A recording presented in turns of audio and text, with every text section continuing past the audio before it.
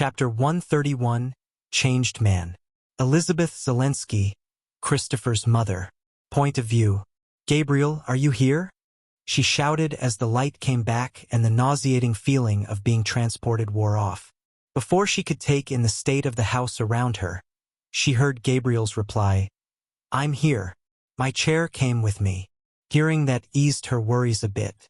Gabriel needed that chair to get around, and without it, she would have to carry him.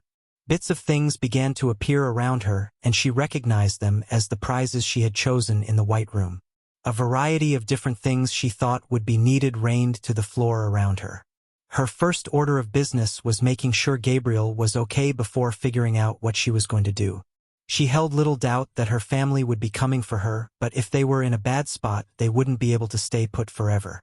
She only spared the surroundings an initial glance before rushing to where she heard her son's voice. Outside the decrepit house they were returned. She heard shouting and fighting in the distance. The fight to end the tutorial must have restarted after everyone had returned. The sounds came from near the town center, where most of the people were likely returned. Alan and Jack were going at it again.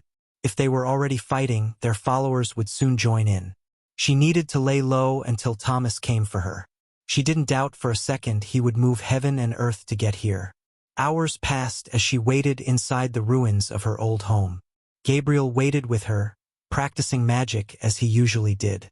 She had gathered everything that came with them and huddled inside the most intact bedroom left. The roof was mostly intact with only a few beams of sunlight penetrating through. It was in the center of what was left of the house, making it the most secure of what was remaining. Gabriel's light blue magic lit up the dark room as he weaved it in various shapes and sizes. A smile always made its way on her face, watching her boy's eyes light up at the arcane. When the tutorial started, she had been scared and lost, without her husband or kids, without the knowledge of their well-being or location. She didn't know what to do. She was glad she had Gabriel with her. It would have been unbearable to be alone. Her baby, the youngest, countered her worry and fear with wonder and excitement. He rambled on about magic and games, of class builds and which skills to take. He spent almost every day going down into the dungeon the tutorial had made for them, to reach deeper and get more levels, pushing his skills and abilities further. Forcing her to go with him, she wasn't going to let him go down there alone. All until the accident. She still clenched her teeth when she thought about that day. As the tutorial went on, people became increasingly hostile. What began as normal transactions and bartering turned slowly toward exploitation and worse. The stronger someone was, the more they could take from those weaker than them. Factions rose up, groups of people who gathered together for strength. Those factions grew in power, reaching farther with their influence. Two of the biggest were led by Alan and Jack, heads of the knighthood faction and adventurer faction. The two men hated each other and they fought over everything, butting heads whenever they met. Both guilds constantly battled against each other during the tutorial. She was unsurprised they met up to finish what they couldn't in the tutorial. "How long do you think they will be at it?" Gabriel asked from beside her. His question startled her slightly. She hadn't noticed the glow of his magic fade, leaving them in the shadows of the room. "I don't know, honey," she said. "Probably for a while." As their levels rose, they fought for longer periods of time. Both were evenly matched and neither were able to kill the other. Everyone else in the tutorial had learned to avoid the two when they were around. Both were rushing toward E rank, trying to get there first. "How long until Dad comes?" he asked, not for the first time. "I'm not sure. It's been a few hours and he should be here soon," she answered. They waited for a while longer before something made Gabriel shudder in his chair. He started looking around wildly with a franticness that worried her. The only thing that made him like this was strong monsters. Ever since his accident, he became extremely sensitive to their auras. What is it?" she asked, looking around herself and readying what she could. This wasn't the first time they had done this, and she started moving her mana in preparation for a fight on instinct. The wind started to pick up around them as her skills filled with mana. She had long overcome her aversion to combat, overcome the unsettling feeling of drawing blood. She needed to be strong to protect her children, and combat was the only way to do that. It would be a mistake to underestimate an older woman like her. Many had done so in the past and weren't around to do it again. "I feel it coming," Gabriel said in a hushed whisper. "It's the strongest thing I've ever felt." Sweat glistened on his forehead, and she became increasingly worried as time elapsed. The moments following were smothered in a still silence as they both tried to hide their presence, working together to be as unnoticeable as possible.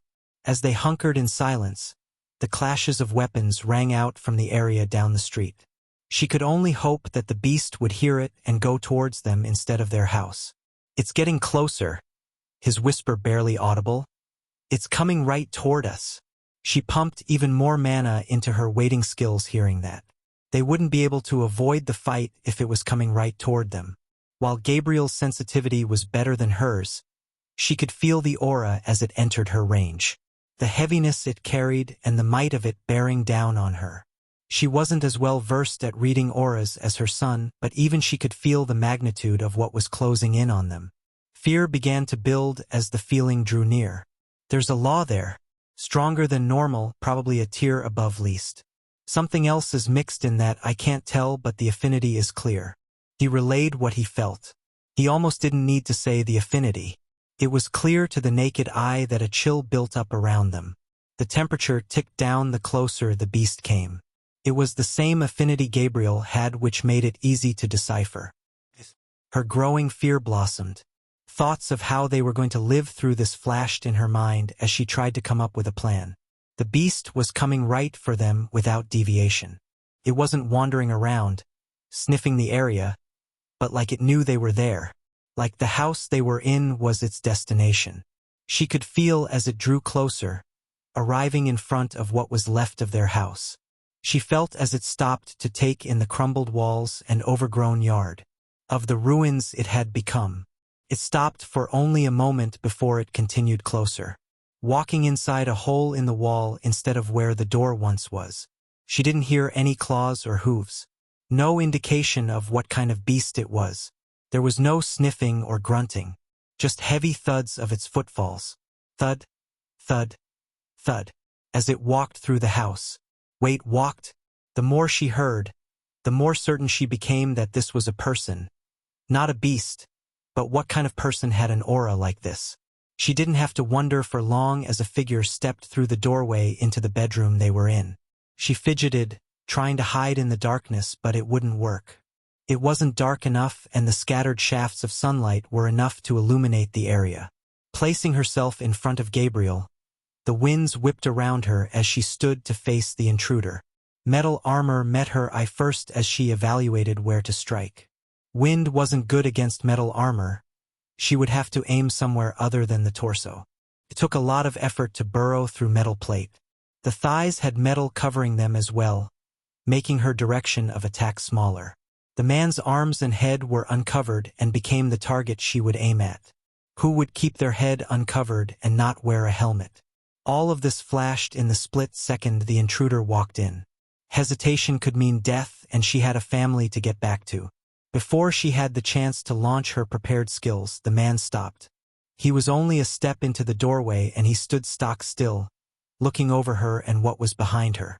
His eyes stayed on the chair she was trying to hide for an unnaturally long time. While the man stilled, she took this time to get more information. The shaft of a weapon slung over his back peeked out from behind him, but she couldn't tell what it was. Her sense of mana stretched out toward the man to search for any activity or threats. There was nothing. No mana building or skills she had to look out for. She was befuddled. The man was doing nothing that she could sense. While that wasn't foolproof, she had become confident in it over the tutorial. As she looked over the intruder, something sparked in her mind, forcing her to look deeper at the man. The ruffled blonde hair that had months of wild growth. An unkempt beard that was in need of a shave. A faint scar on his cheekbone that was nearly gone that he had received as a child. She knew that scar and that face. It was her son. "Christopher," she said, bewildered. The man snapped out of his stillness and lunged toward her. "Mom!" The sudden movement made her almost launch her skills on instinct, but she managed to stifle them in time. Her son bounded into the room and smothered her in a bear hug. One so tight her back cracked and popped, smashing her into the metal covering his chest. She felt the skills Gabriel had powered up break apart and his mana fade back into him. After breaking off the hug, Chris stepped back to take them both in. He looked them up and down before fixing his eyes to the chair Gabriel was in. Eyes stuck on the missing limbs that made the chair necessary. She watched his face harden as he looked it over, from the smile and joy of finding them and turning darker, setting his features and narrowing his eyes. "What happened?" came out forceful. The words hit her instead of being heard. It wasn't a request, but a demand to know why his brother's legs were missing. As the change overtook him, she couldn't help but react to what she was seeing. Her son was different. He wasn't the same man as he was before. Well, all of them had changed, but this was more than that. It was like he was a completely different person. He had never had such forcefulness in his voice before, had never taken such a commandeering tone, especially with her. She began to notice other features that were different. His almost permanent smile or smirk was gone. A tightness in the face that contradicted the easygoing man he used to be. His shoulders were set like a man on a mission, of someone who knew exactly what was going to happen and marched to make sure that came about. The biggest difference, and the one that worried her the most, were his eyes. They were missing that spark he had always carried with him. The playfulness they always had for a joke that was brewing or a sarcastic remark that would draw a laugh. That playfulness was gone, and she didn't like what replaced it. A hardness and rigidity of a man who had been through too much. The worst of all, there was something in it that scared her. Something told her she wouldn't like hearing about his time in the tutorial. She didn't think it had been kind to him. Chapter 132. My arms still work. Chris. Point of view. I almost couldn't recognize them. They had both changed so much from the picture I held in my head from how they were before. From the time before people were forced to fight to survive. Both had seen better days, but they were clean enough to indicate they weren't too bad off. The grime covering me was far worse than what was on them. I had 2 days of grueling fights over pylons caked on that I had yet to clean up from. The ending of the tutorial had been a time crunch, and I had little chance to do anything other than fight. Even sleep was put off for when we weren't put on a timer. That was the first thing I noted was different. The countdown was how we told time, and with it gone, I had no idea how long it took to get here. It felt like a few hours, but I was unable to put an exact minute to it like before. They were both wearing leathers for armor, and even though I knew they would be, it still threw me off a bit. Some part of me still expected to see them wearing normal clothes, even though that was unrealistic. After giving my mother a giant bear hug, I moved on to my brother. I still didn't know how to react to what I was seeing, but a hug was in order no matter what his story was. Gabriel and I started out with the same hair color as children, but his darkened as he grew up into a light brown instead of the sandy blonde mine stopped at. I was a touch taller than him, but he always claimed he was still growing, even though he was over 21. He had always been a skinnier kid growing up, and he had kept that after the system arrived, instead of the bulk I usually carried. Except now that bulk was mainly muscle instead of what it was before. Repeating the gesture with him, albeit slightly awkwardly with the chair, our initial greeting was over. Tell me everything. What happened to you guys? How was your tutorial? What classes do you have? What profession do you have? I couldn't contain my excitement. We hadn't been away that long, but it felt like years had passed since I had seen them last. I was so giddy I almost forgot to use Identify. So many people had a way to block my generic skill, I forgot to use it most of the time. Human, level 38. Human, level 43. My brother was a slightly higher level, but both of them had done well.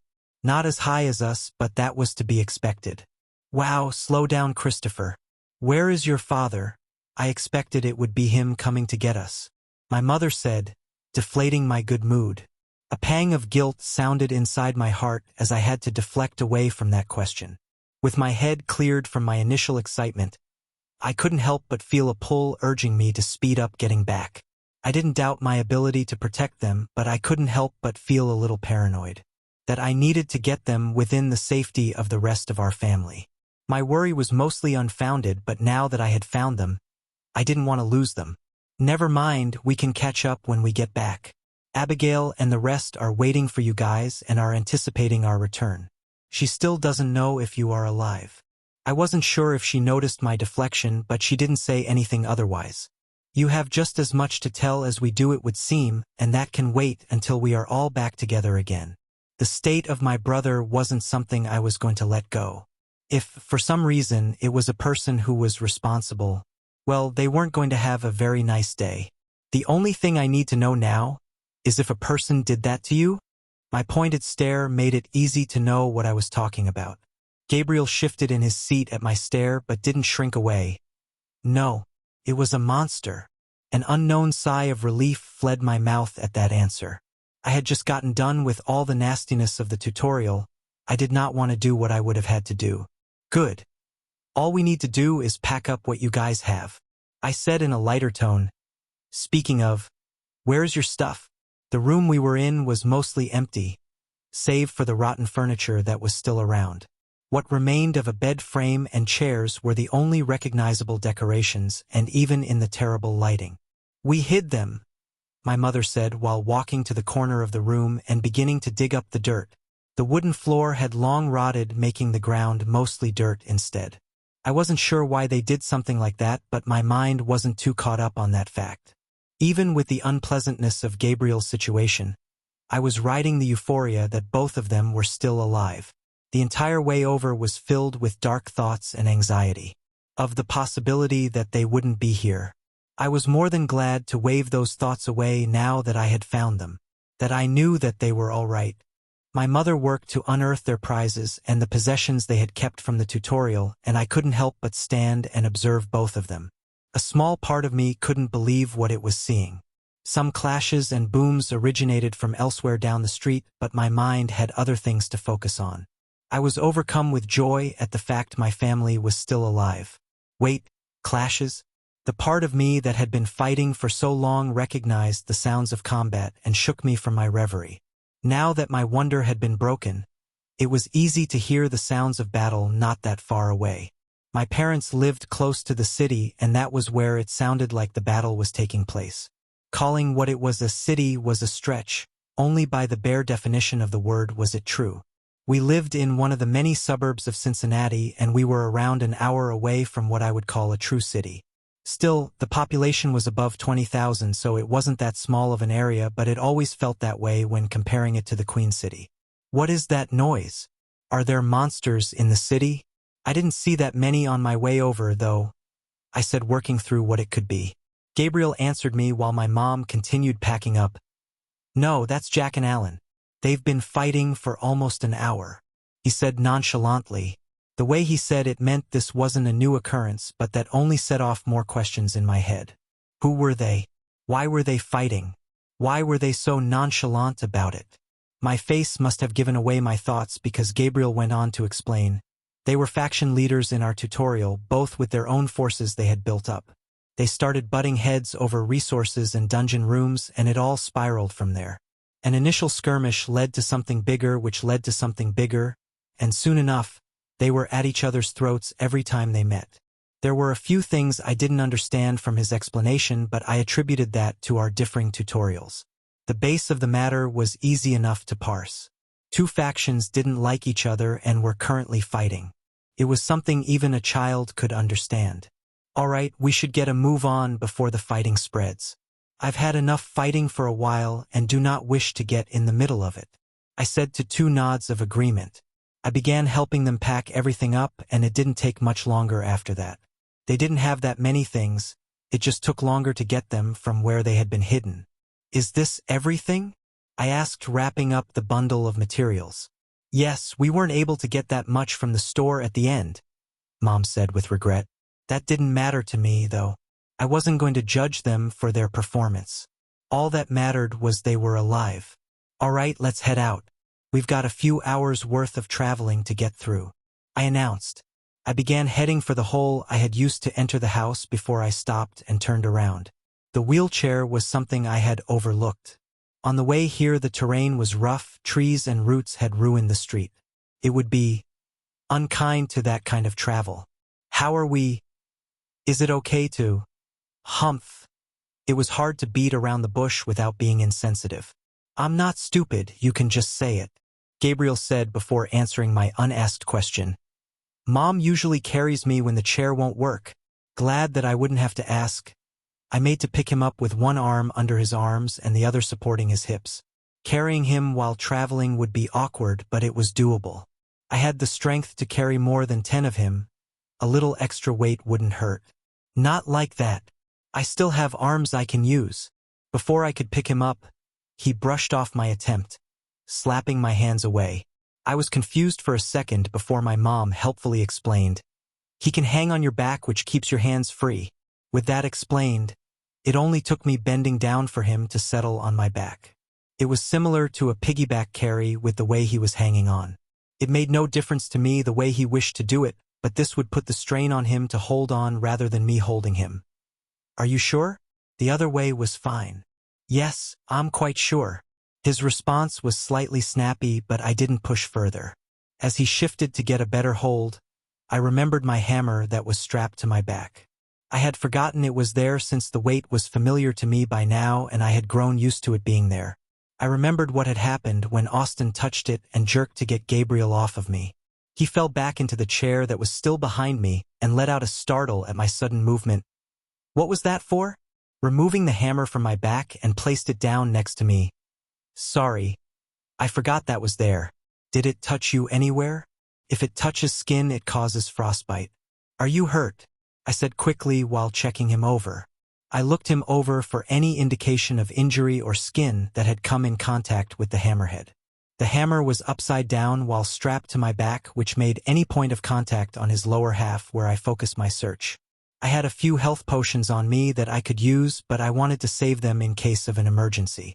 I didn't see anything as I examined him, but I noticed he wasn't paying attention anymore. With the entirety of my weapon revealed, his eyes were glued to it in wonder.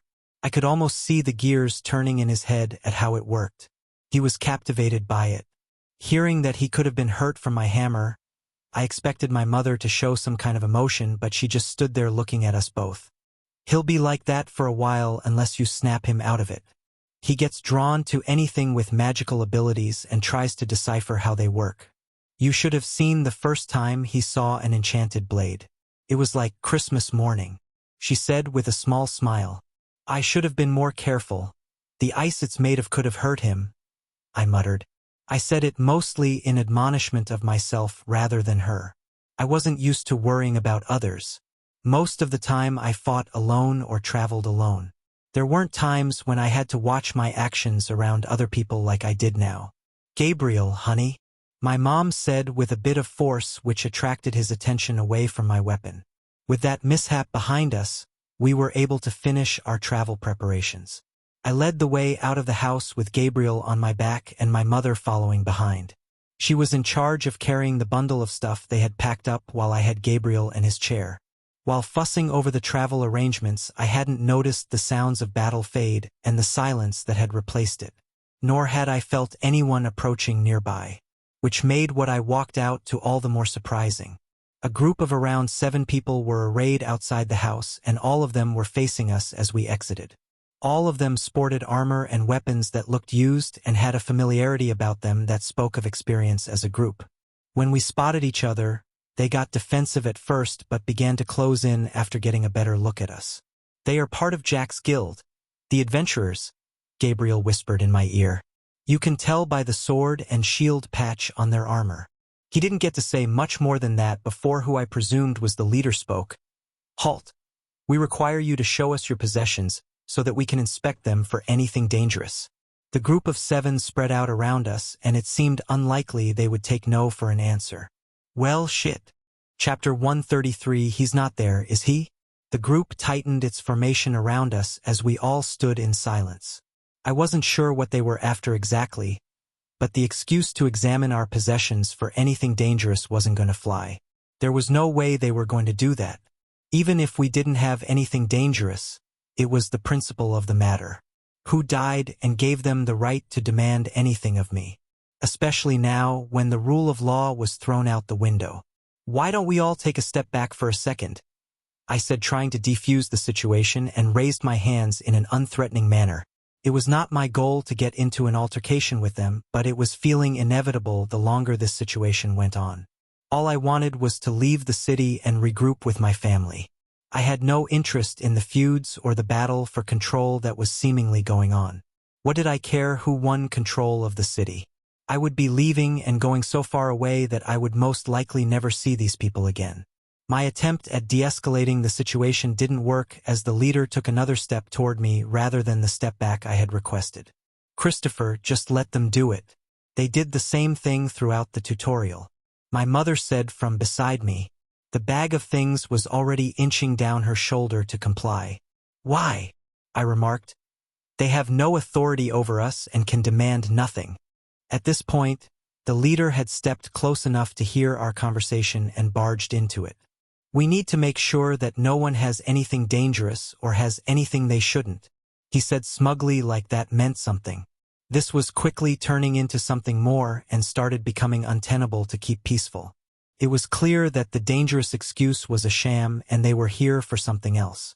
People could literally shoot fireballs and bolts of lightning from their hands. What did our possessions have to do with danger? The only other reason I could think of that they wanted to inspect what he had was for nefarious purposes. Everyone had just returned and had various treasures and prizes awarded to them depending on their performance in the tutorial. Various treasures and prizes that could be conveniently labeled dangerous, and thus confiscated. It was a scam to steal from people while claiming to be righteous. They did this to you during the tutorial?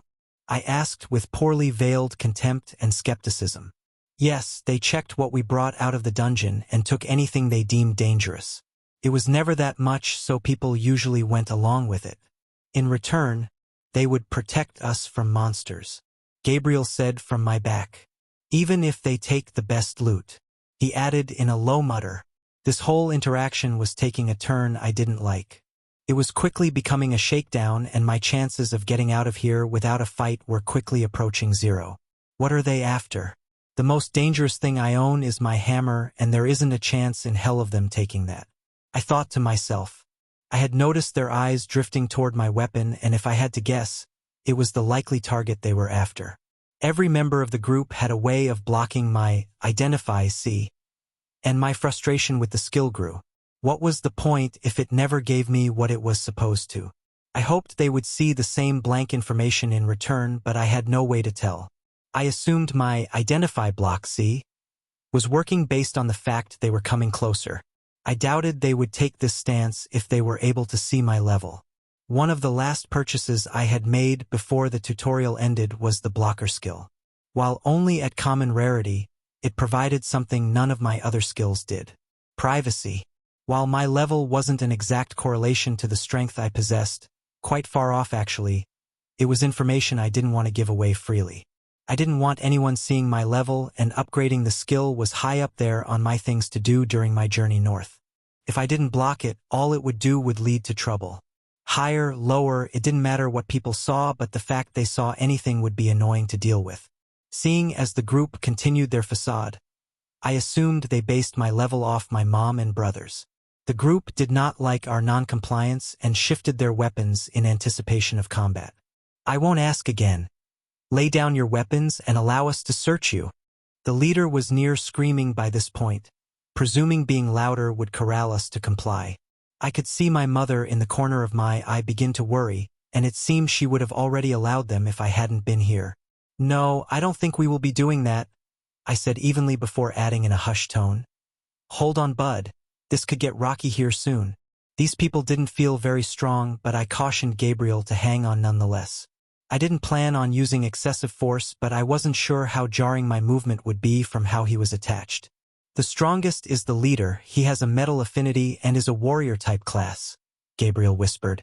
While helpful, it was ultimately unnecessary. The group took my refusal as a threat, and I could feel the mana begin to build up from skills being powered. They took me readjusting my hammer even worse. I had been carrying it casually in my right hand, ready for travel, gripped near the head to balance it, but I had shifted it to rest in both hands as they started gearing up for a fight. My mother got increasingly agitated as the tension built and tried one more time to convince me. Chris, honey, it's not that big of a deal. While that may be true for you, it is not so for me, I said while striding toward the leader. I looked back at my mother and tried to reassure her. Don't worry, mother. I'll be gentle. The leader was the closest and the one who took action first, leading with his sword as he charged toward me at a full sprint. The metal of the sword came alight with various skills powering it, but none of that mattered much to me. Nothing about the weapon felt threatening, and by this point my sense for that kind of thing was quite experienced. While playing with them and gently subduing them sounded fun, and it wasn't like we were on a time crunch anymore, I couldn't help but feel a sense of urgency. We were in for a long trip and I did not want to be bogged down with petty squabbles. It was the main reason I wasn't going to go any farther with this group of hooligans. It wasn't worth the trouble of tracking down the leader and extracting the materials they had stolen. It was easier to let it go and move on. They could fight each other for all I cared. It wasn't like I had a dog in the fight. While that was true of what they had done in the past, the group in front of me was in for a rude awakening. I wasn't going to kill them. Slaughtering 7 people in front of my mother, who I had just reunited with, wasn't how I wanted our reunion to go, but a light beating wouldn't be remiss. Not giving any of them a chance to use larger skills, I leaped into action to put a swift end to the fight so we could move on. My leap caved in the dirt slightly from the force, but it was nothing like the craters I left during the tutorial. The ground felt more firm here and didn't give as much. Gabriel gasped at my sudden movement but was able to hold on. My hammer, without any empowerment, knocked the sword from the leader's hands before continuing on, crashing through his guard and into his chest. He quickly vacated the area in front of me and was launched over 10 feet back before flipping end over end, rolling on the ground. I wasn't sure if the other 6 members expected the swordsman's attack to work, but they were all caught off guard at the result, gaping at their leader being launched away. The one ranger and mage of the group launched the skills they had powered up, but a quick, icy bastion stopped those cold. It was insane overkill, but I didn't have another way to block the attacks. Weak attacks like that were the kinds of things I usually let wash over me. My armor and fortitude were enough to make them harmless, but I wasn't sure how sturdy my 2 family members were. It was best to use a little overkill rather than be wrong and have someone get injured. While the icy bastion separated the group, I had to swing a few more times before the warriors were in the same state as their leader, grunting on the ground. I did my best to blunt my swings, but I was moving a lot of weight fast, which made it hard to be gentle. Not using skills was the best they were going to get out of me. I think any of mine would pulverize even their leader, let alone the weaker ones. Taking down the remaining warriors happened so quickly it made it hard to forget to be non-lethal. It wasn't like a spar when both participants knew it was training. They were trying to injure me and my instincts reciprocated in kind. Before I knew what I was doing, shatter exploded the wall of ice and I forced the shards into the last members of the group on the other side. The ranger and mage went down in a rain of icy shrapnel, putting the entire group on the ground in seconds. It was muscle memory by this point to use those skills in tandem, and I forgot I wasn't fighting to kill. I lacked experience with non-lethal combat and none of my skills were designed for it. Months of slaughter and going for the kill drove my instincts to do just that, and I moved so fast I didn't have time to stop myself. Luckily, the 2, while peppered in ice shards like a porcupine, would live. Both were still alive and crying out in pain on the ground with blood leaking from their wounds. A healer or a few potions would be able to fix them right up. If they got treated quickly enough and didn't yank out the ice keeping them from bleeding to death, they would be fine. Both weren't my problem, and them having the chance to live was good enough. I wasn't the aggressor and there was a chance of death in every fight. It was not my fault they had chosen poorly. With 7 people on the ground groaning from various injuries, I clapped my hands together from a job well done. All right, let's get a move on. We still have a few hours to get back and the sun won't be up forever, I said while transitioning my hammer back to one hand for convenience and turned to face my gaping mother. I would normally sheath it on my back, but I couldn't very well do that now. How did you? What? How high level are you? Gabriel seemed lost for words before settling on asking my level. I knew you were strong from your aura, but this was something else. My aura? His string of questions broke my mom out of her fog. She had an uncertain look about her, and she seemed unnerved at the fight. It hurt my pride to call it that, but I couldn't think of a better way to phrase it. I wasn't sure what to do about her expression, but we were now free to trek back home, and we were burning daylight. My mother followed as I started walking away from the scene, and Gabriel kept asking questions from his position on my back. When we got far enough away, and out of earshot from the group, I gave him the answers he was looking for. I answered my level first since it was easiest. I'm level 57. The last wave of the tutorial along with all of the pylons I had fought gave me a nice bump in levels. It felt like the chain holding me back had been lifted and the levels had come easier than before. I had expected to only gain a few in the last few days but managed to pick up 7 before it ended, which was only behind Austin's 9 in our whole faction. No one gained more levels than me other than him. Even though I killed more monsters than him, he managed to eke out a few more levels than me, and he hadn't shut up about it. The gap in our class rarity showed itself, but not by such a margin as I anticipated. If that wasn't an indicator of my debt being paid off, I didn't know what was. Those 7 levels in 2 days gave me more growth than any other stretch of the same amount of time. The stats from it gave 112 strength, 42 agility, 28 perception, 70 fortitude, 70 endurance, 56 vitality, and 70 free points to do with what I pleased. And that was before my passive skills came into play. Body of a Barbarian and Frozen Fortitude gave additional stats on top of that. 35 extra strength and 56 extra fortitude respectively. My legendary class was showing its might and I wasn't even a fifth of the way through E rank yet. Hearing what my level was gave Gabriel even more questions and our journey quickly became an interrogation. How did you get so high level? What class do you have? Is it rare? Is it higher than rare? Is your profession that high as well? How many stat points do you have? What skills do you have? His questions were endless.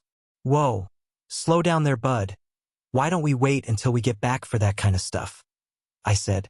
I would answer all of his questions at some point, but now wasn't the best time for that. We would have the chance to catch up on everything when we got back. With the wind ripped from his sails, he stubbornly agreed to wait, but he made me promise to answer all the ones he had. I tried to keep it light during our travel back, but there were a few things we talked about. Little experiences or stories that were more conversational than a recap of our time apart. It seemed I gave away more than I thought because right before we made it back, my mom got unnaturally quiet and slowed to walk behind me for a while. Gabriel continued telling his story about one of his first fights with a monster while I noticed she had stopped, completely leaving a gap of a few yards between us. When I turned to look, she had a look about her that almost broke me. Half realization mixed with dread. A pleading to both know and not know at the same time. She knew. He's not there, is he? She said softly, and it was only my heightened perception that let me catch it. Chapter 134. Catching Up. I struggled to not let anything show on my face from her question, but I failed miserably. I just couldn't keep my face unmoved when faced with a question like that. It wasn't something I wanted to get into yet, especially without Abigail, but I tried to stall anyway. We will discuss it when we get there. It's not a conversation I wish to get into now. My words did little to assuage my mom, but it got her moving again, if a bit slowly. The rest of the trip was silent. The last 30 minutes were only accompanied by the sounds of nature and the leaves blowing in the wind. Even Gabriel's curiosity about my powers got put on the back burner after that. Part of me was relieved when the ramshackle walls came into view, but another part felt dread. Dread at telling her that he was no longer with us. Abigail came rushing out when she saw us and had much the same reunion as I had. Big hugs before wondering what happened to Gabriel, except she used a few healing skills to examine the extent of the damage. There were smiles and happy faces for the first time in a while upon our return. It was proof that others had survived and people kindled hope at their loved ones being the same. Leaving Abigail, Gabriel, and my mother to get reacquainted, I searched out Hal and Austin to get an idea of what was around us. Both weren't hard to find, and I could soon put levels and creatures on the map of our surroundings. Their scouting surveyed a few miles in every direction and circled the camp we had thrown together. The hours I was gone gave them long enough to get pretty far out. Austin was the faster of the two, but both had agility as a focus. Hal's wind law helped him keep up with Austin's speed. Upon my return, and the low-threat evaluation of the surroundings, it was Jonathan's turn to venture out to find what was left of his family along with a few others. Of the 17 of us who returned, other than Abigail and I, for others had extended family they wished to gather. All of my father's family had gathered before the tutorial hit, which put most of us together. The only people that had family elsewhere were the in-laws, the people who had married into the family and had siblings or parents that they wished to gather. Jonathan had 2 siblings, a brother and sister, along with his parents. Rachel was an only child but had both parents still living. My Aunt Sam only had a sister still out there, as both of her parents had passed some time ago. Lastly, Lucy, Vincent's wife, had family, but she was from Colorado and there was no way we could get there. A 30-minute trip by car had been turned into a multiple-hour journey, let alone a cross-country trip. Getting to Colorado would take weeks if not months, and that was without any interruptions or detours. She was understandably upset but held out hope. We focused on getting my immediate family first for a few reasons.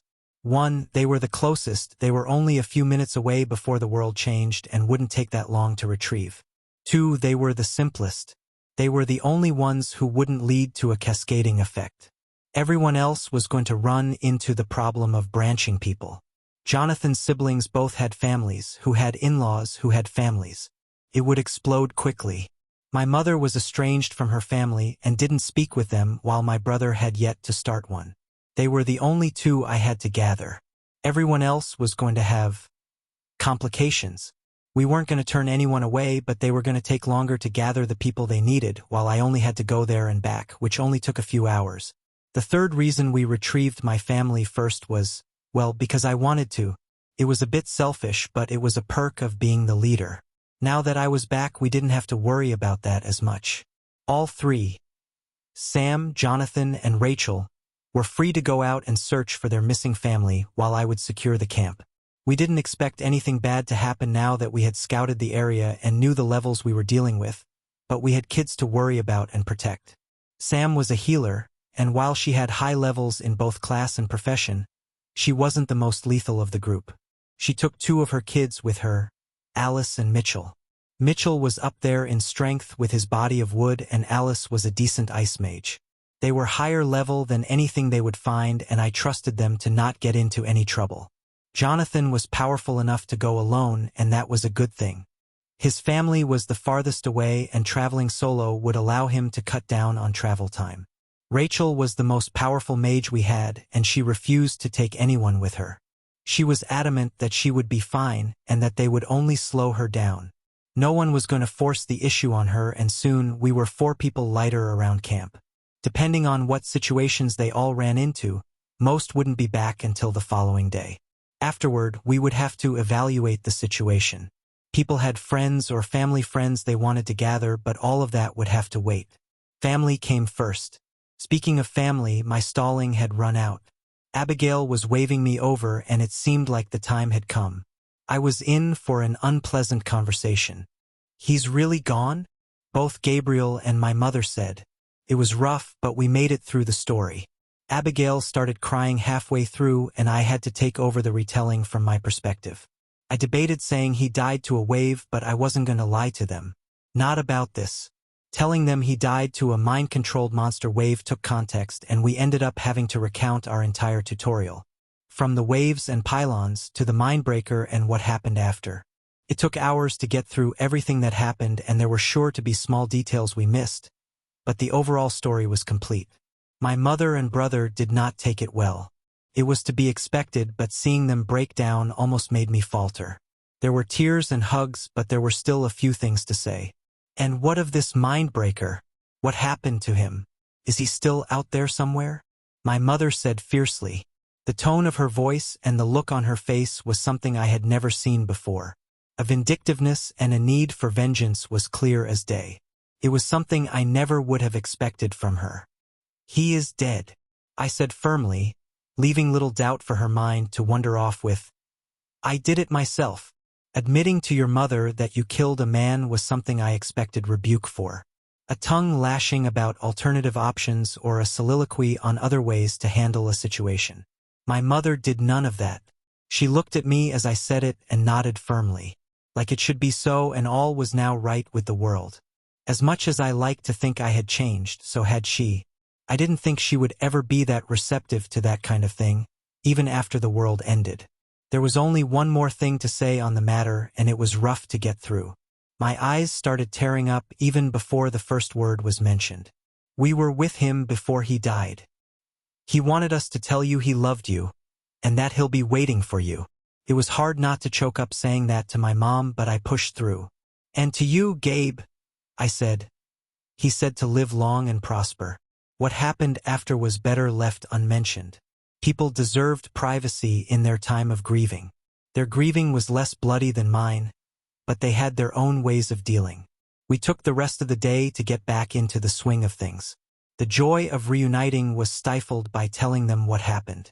The whole thing overshadowed everything else that they didn't get a chance to tell us what happened. I was told a monster took Gabriel's legs, but I wasn't going to insist on hearing the how right now. Could wait. Abigail and the other healers had looked him over and were optimistic about regrowing them, but they weren't sure how long it would take. I did not want to reopen the wound of my father's death, but the story was necessary and hearing some good news made the day a tad easier.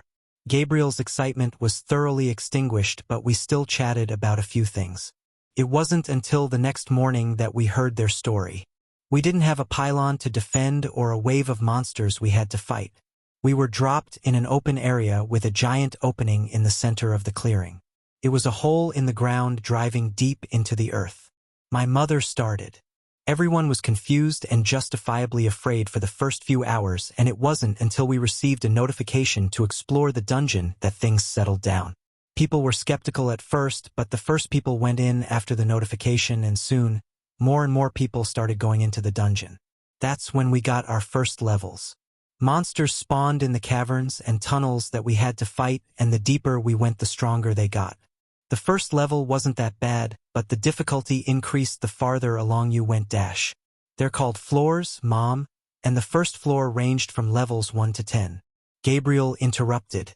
Floors? Levels, same thing, she said, which made Gabriel shake his head. There were different checkpoints that people managed to reach that had rewards.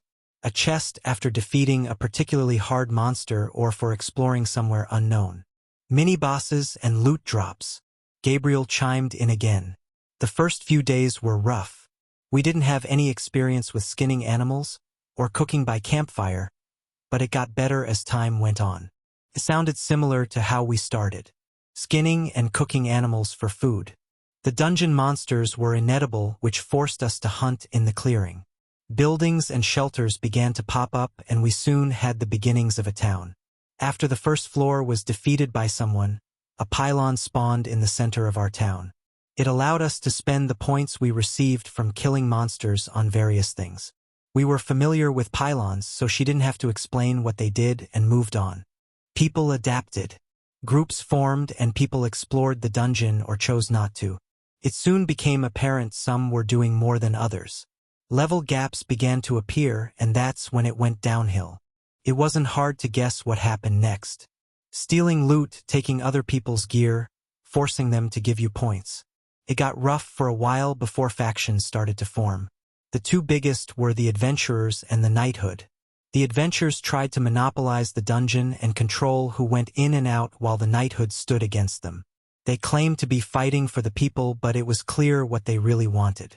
It was a fight for control over the dungeon. Gabriel and I stuck together and tried not to get involved. We explored the dungeon and tried to level the safest way we could. It was hard at first since we were both mages, but it got easier. We paid the tax to whoever was in control and we went about our day. Gabriel constantly wanted to go deeper, face stronger monsters and level faster. We were defeating the monsters easily enough, so I agreed. We went down a floor, and while the fights were hard, we managed fine enough. Until we ran into a boss with a law. We didn't know what they were at the time and were severely outmatched. It had a hard shell around it with sharp scythe-like arms empowered with a metal law. Neither of us could hurt it, and one misdodge took Gabriel by surprise. It took everything in me to drag him away after what happened. She went into more detail after that, but the gist of it was clear. While unfortunate, I was just happy they were alive. His legs would be able to grow back and he would eventually be whole again.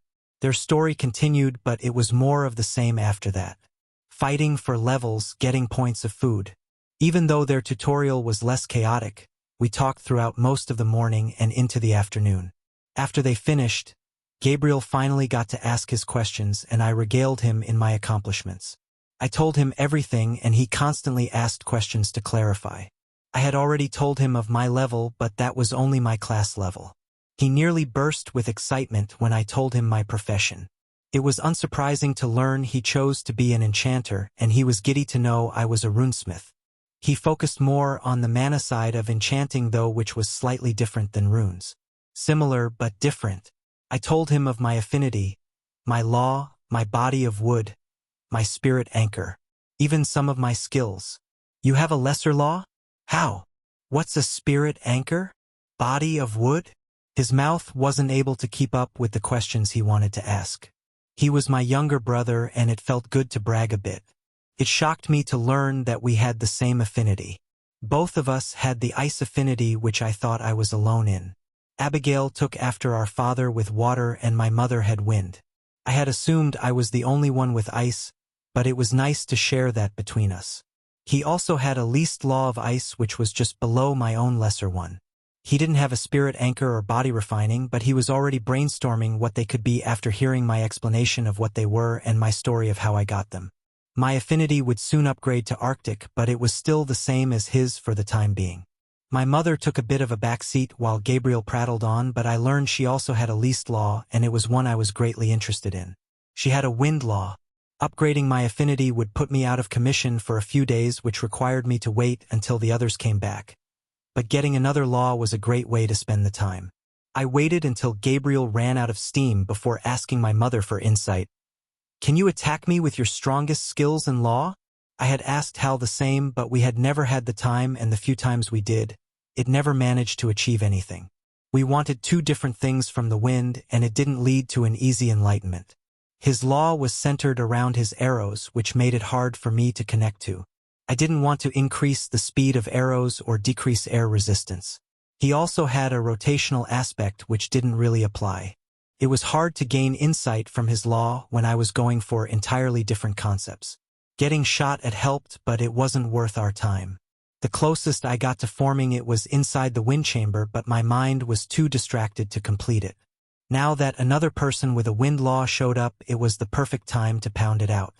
My running thoughts and the idea of finally getting a wind law distracted me for a moment, and I looked back to see my mother making a horrified face. She looked appalled at the thought of attacking me and looked at me as if I were crazy. Ah shit. I had meant to ease her into my new crazy, but it seemed we were going straight to the deep end. Chapter 135, Long Trip. What's in the box? Gabriel asked. It was nice to see him cheery and active after yesterday, but his constant questions slowly wore on me. Ever since the floodgates opened, he had a question about everything. His latest query was the wooden box I kept close to me at all times. I was surprised it had taken him this long given his sensitivity and the power the box radiated. Maybe my aura overshadowed it and hid it?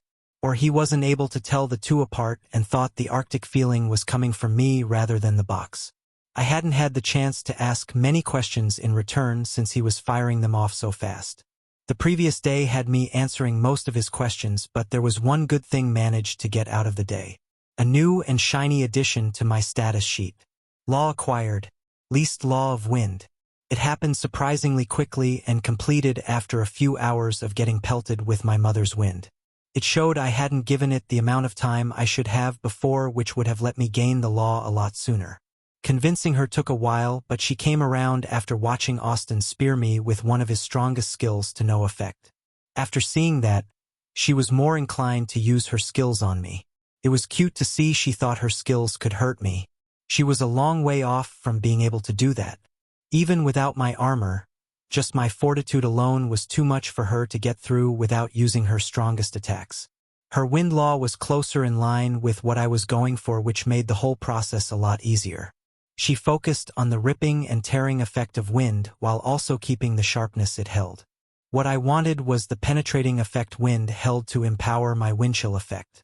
While slicing and tearing with wind sounded cool, I had my ice for that, and there were a few other things I wanted to use wind for instead. It would mostly stay as a secondary element to my ice, but it was still a nice addition to have. Gaining that law set me up to upgrade one of the skills I had held off on for a while, but that was planned for later. It was hard to get rid of the now mindset and transition into a more mellow one, but I was working on it. Sitting around camp and not fighting for over a day was a good start. Maybe it was the constant questions distracting me. "It's called the fruit of the Arctic," I answered Gabriel's question. Knowing he would follow up with another question, I continued, "It's a treasure I can use to upgrade my affinity to Arctic." "Whoa, really? That's cool. What does it look like? Can I hold it?" he gushed. I should have seen that coming. I couldn't fault him too much. I had the same thought when I picked it up for the first time. The box was clasped shut, but it wasn't hard to open. I had taken a look at it before, so I knew how to do so already. Tilting it so he could see, I cracked open the lid. He had a confused look on his face as he laid eyes on the fruit before the feeling escaped the box and hit him. His expression changed significantly after that.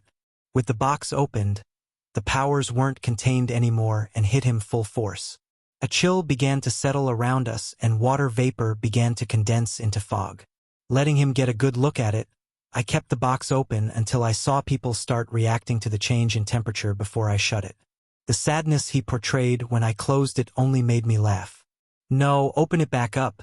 I want to see it again." His pleas were unanswered. I wasn't sure if repeatedly opening the box would diminish the powers in the fruit and didn't wish to waste it. It was doubtful that was the case, but why risk it? "Why was it a bushel of berries?" Gabriel asked after giving up on getting me to reopen it. I was confused at first myself, seeing that it was a bushel of berries rather than something else. I had no context for the treasure or previous experience, but for some reason, I expected an apple or an orange, maybe even a peach. What I got were berries. It looked like a tightly packed bushel of grapes that had grown together at some point, closer to one fruit rather than being separate entities. The fruit itself looked unlike anything I had seen. It had a buildup of frosty ice on the skin of it, but underneath, it looked radiant. It had a glow to it that resounded out in more ways than one. Visual and spiritual both glowed to my senses. Like concentrated mana to an insane degree, with something more, transitioned in some way by the plant that made it enticing. Gabriel continued to ask questions about it I didn't know the answers to before Abigail walked over to us and cut him off. She had been spending most of her time with our mother while I was with Gabriel. "Are you using it now?" she asked, looking at the box. "No, I just opened it for him to see. Jonathan still isn't back yet," I answered. "Austin is here and Rachel is back. You don't have to keep waiting," Abigail commented. She had tried to get me to go through with it before, but I declined. The area was thoroughly scouted by now, and there was only a handful of Erank monsters found, but I didn't feel right. I wasn't normally a paranoid person, and it was a hard feeling to shake. We were secure enough for me to be out of commission for a few days, but I still wanted to wait for Jonathan. It was hard to trust others to defend themselves after we had lost so many. "You will have to get better at that," she said unhelpfully. "I know. I'm trying." The words ground out even though they didn't sound like it. "Have you thought of a plan yet?"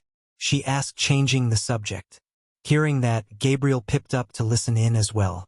My immediate reaction was to continue pushing it off.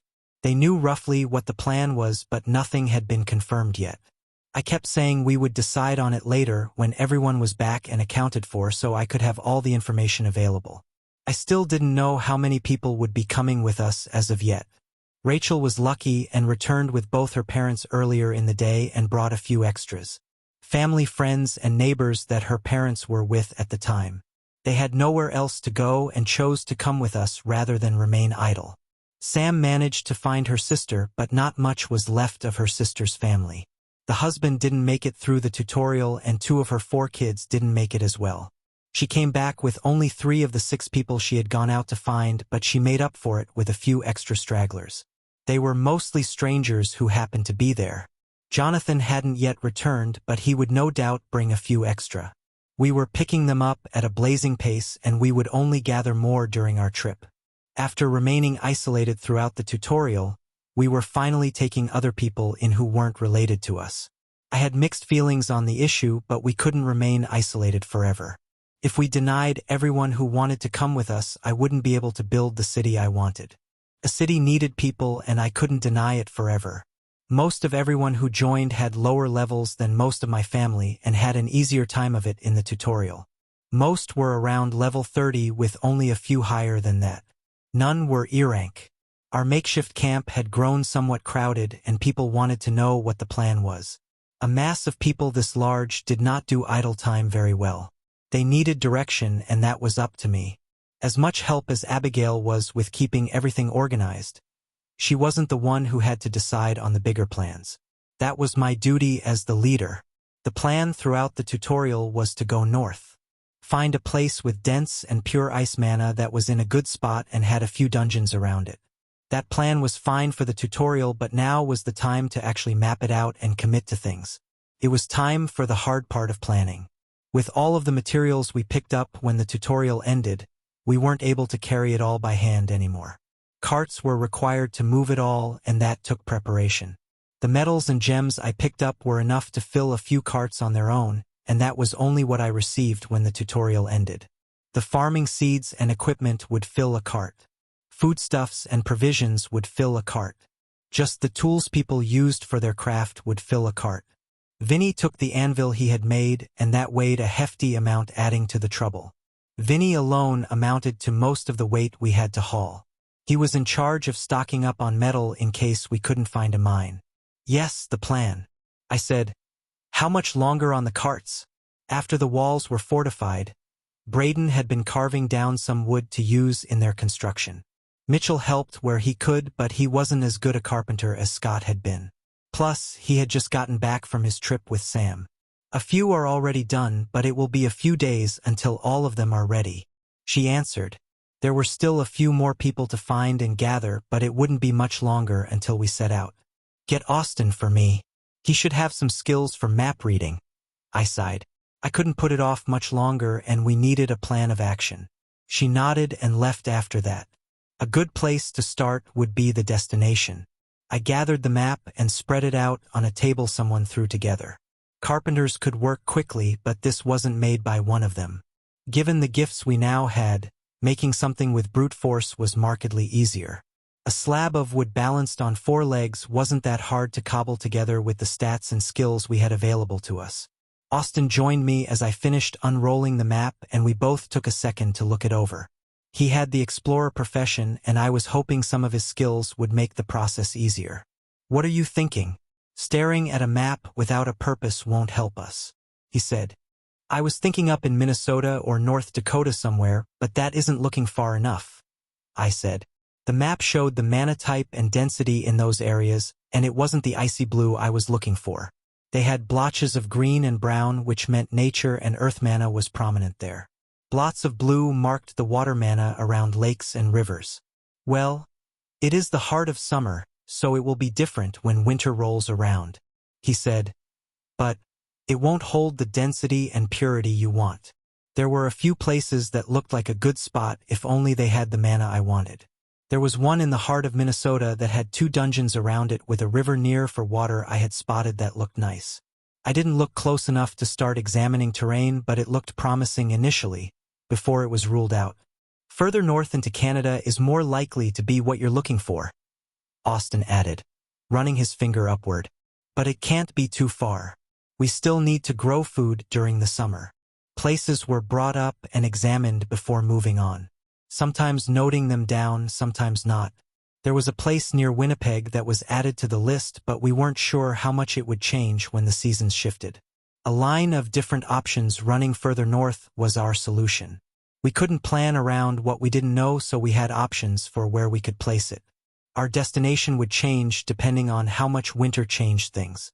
Starting as far south as Winnipeg, we placed markers leading upward. farther into the far north. Not all of them had everything we desired, but they were good enough to make note of. Some only had one dungeon while others had two. Some were close to rivers while others were near lakes. We both had favorites we had found, but we wouldn't know just how good they were until we laid eyes on them. There was only so much you could get from a map. There was one that stood out to me.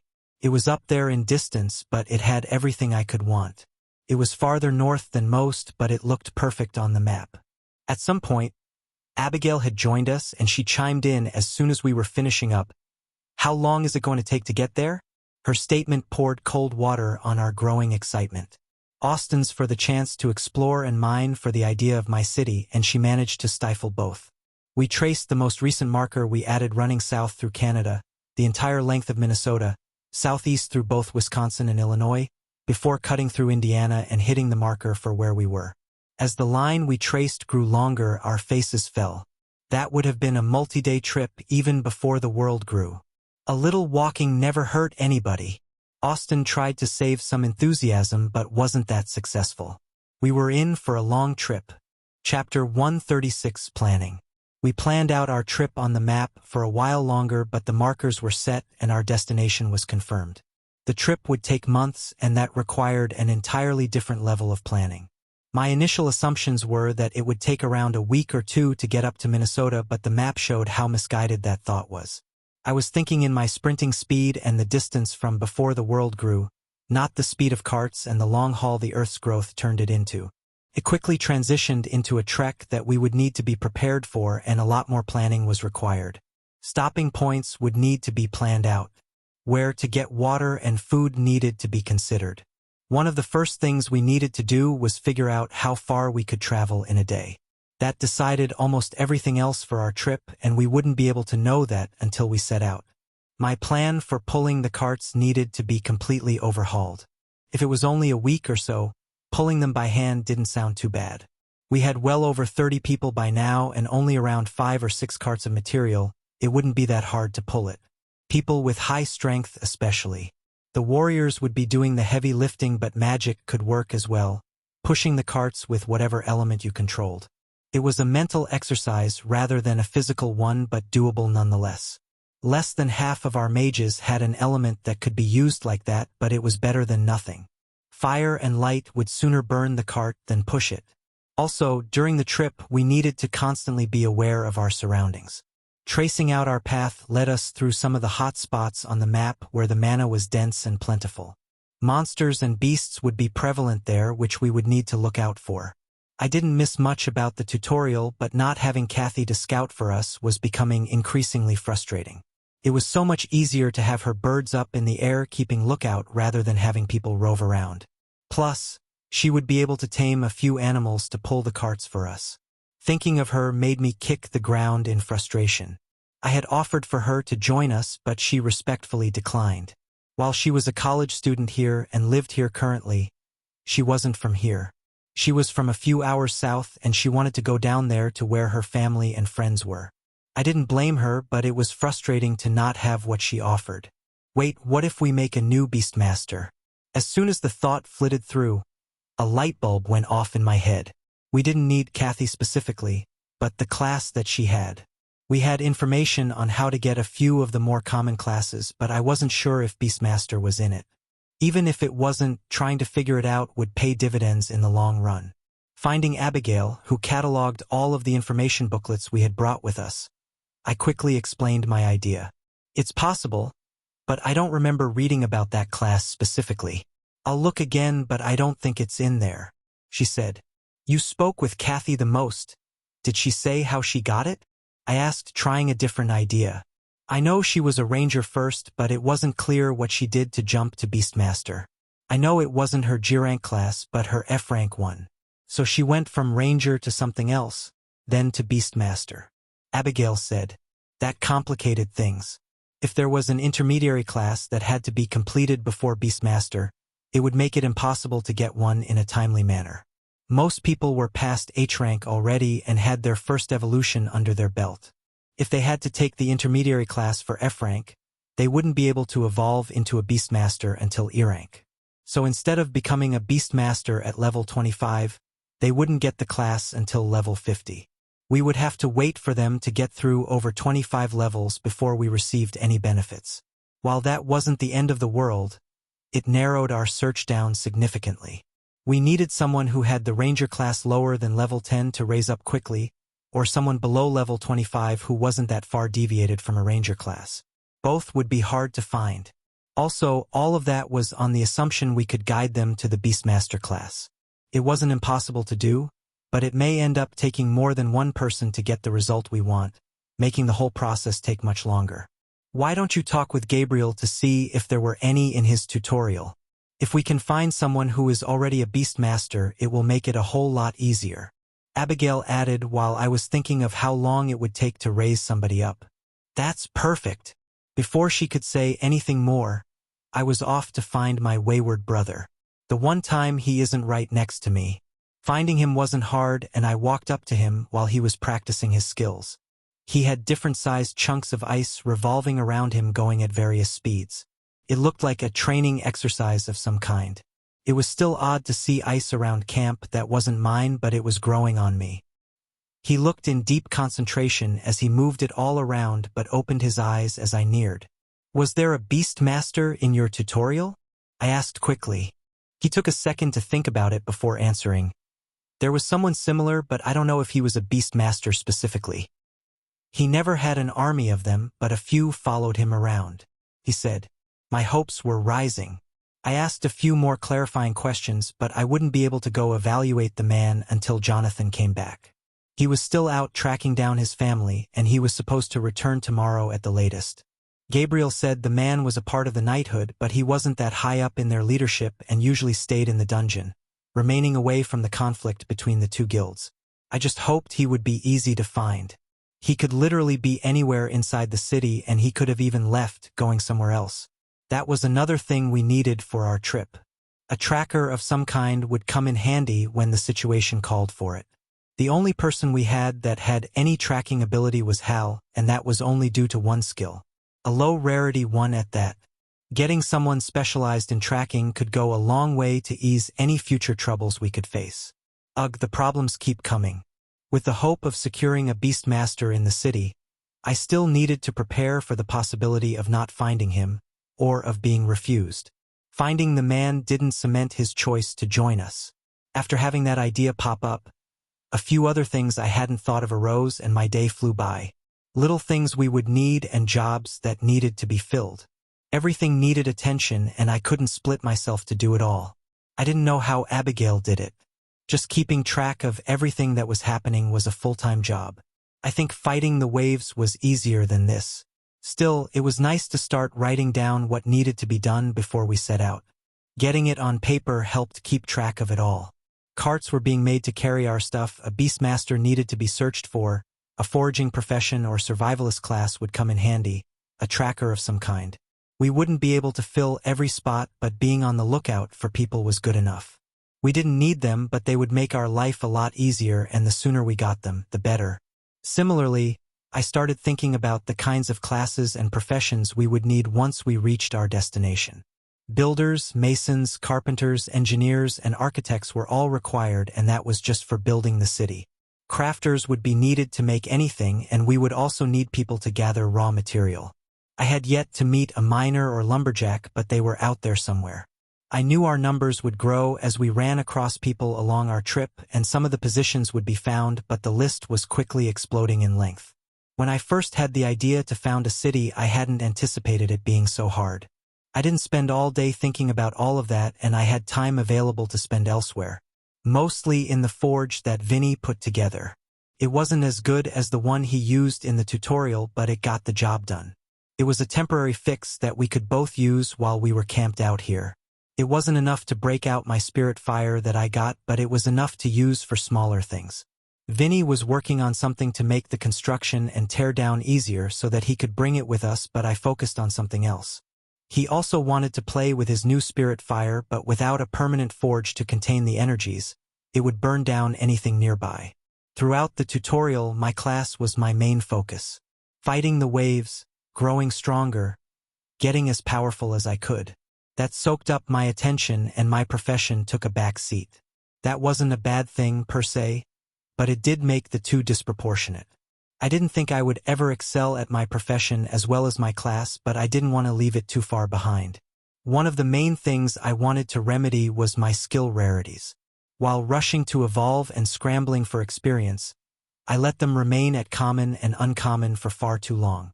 I wanted to raise them while I had the time, and it was a nice change of pace to focus on. Both my create skills were still at common while Vinny was pushing into rare, as well as my forging proficiency and style were falling behind. The only thing that kept up were my rune skills, and that was only because they started at a higher rank. We didn't have access to the same list of materials as before, which limited what I could make somewhat, but it was nice to get back into the forge, to spend some time creating things. With our trip slated to take months, I wasn't sure how much time I would be able to dedicate to my profession.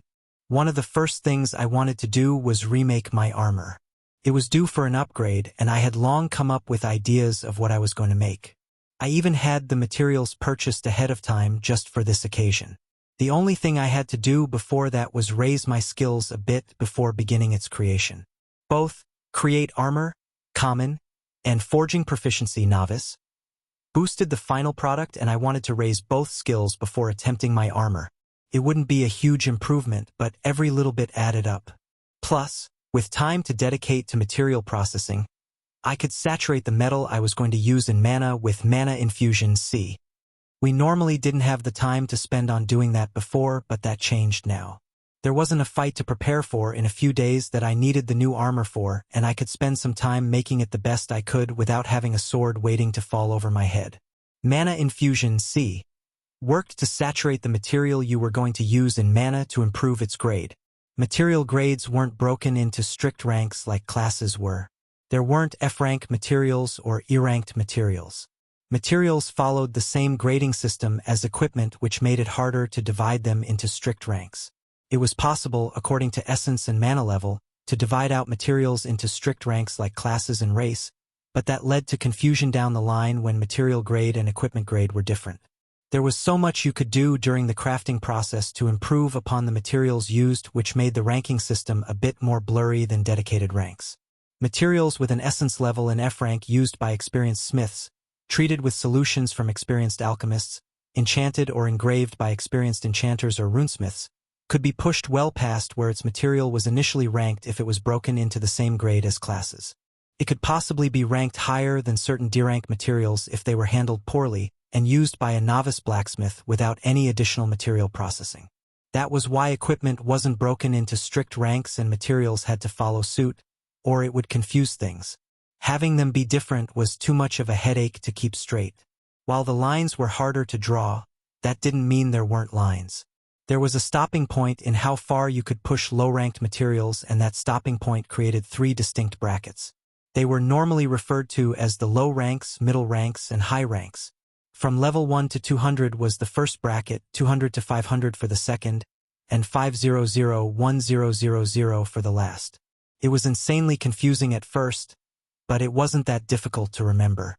Level 200 was the cutoff for D rank and level 500 was the cutoff for B rank, which meant every rank D and below was in the same bracket, CB was in a bracket, and AS was in a bracket. So a rare tier sword in the F rank would continue to be a rare tier sword up until D rank. When crossing over the threshold into C rank, the sword would be evaluated differently and fall down the rankings, falling into uncommon or common tier depending on the sword. Appraisers and craftsmen could break materials down further into low, mid, and high inside of the rarities, but that was usually only used by crafters. There wasn't a need for most people to get that specific high-grade common tier was unnecessary for most people, and saying common tier was usually enough. I didn't have to worry about most of that until C rank, which was the reason I had ignored the grading system at first. It was easy enough to say I made a common tier weapon without having to think about it depreciating when I went up in rank. All of that to say, mana infusion C worked to improve a material's grade. Material's grade was the key word there. While having an impact on the equipment's final grade, it didn't directly correlate to a higher grade weapon or armor. It certainly helped, but what you did with the material and how you handled it mattered more. Infusing a material with a conflicting mana type could actively hurt it, but that was easy enough to avoid. Some mana affinities were notoriously finicky, but I wasn't dealing with one of those. I was dealing with my own element, and I would have to actively try to use an opposing mana type on it rather than my normal mana. Now, with time to spare, I had to decide how much of it I was going to dedicate to infusing the material I was going to use. The base material was an uncommon grade isoline metal, but I could maybe push it to rare if I gave it enough time. The metal already being isolined made it easier on me, and I wouldn't have to find someone else to supply the mana or convert my own with enchantments. Pushing past rare ran into diminishing returns. It just took too long to become feasible, and it was quicker to buy a higher grade material to start with. Still, it was a nice problem to have, and it got my creative juices flowing again. Even if my to-do list grew with every passing hour. Chapter 137, Laying Down the Law. The days since our return picked up in pace after that. It was odd not to have to prepare to fight constantly, and it gave us all time to recover. Needed time. When Jonathan returned, he came with nearly 20 people in tow, which almost doubled the population of our little camp. The area his family returned to was higher in mana, and the monsters near them were stronger. Earranks were common there, making it a more dangerous place to the unprepared. Since most weren't that strong and couldn't handle them, more elected to choose the unknown and travel back with Jonathan rather than stay where they were. After informing them of our planned trip, most broke off to stay in the nearby city, even when they knew of the two guilds' current conflicts and the ongoing fight there. It was understandable. Not many would agree to join on a months-long trip into unknown lands with strangers. Still, some stayed. Most who did had ties to someone in our group already, but others who agreed to stay didn't have anything binding them to us. I was skeptical of their motives, but they seemed honest enough. Security would become an issue as we grew, and was something I had to start considering now.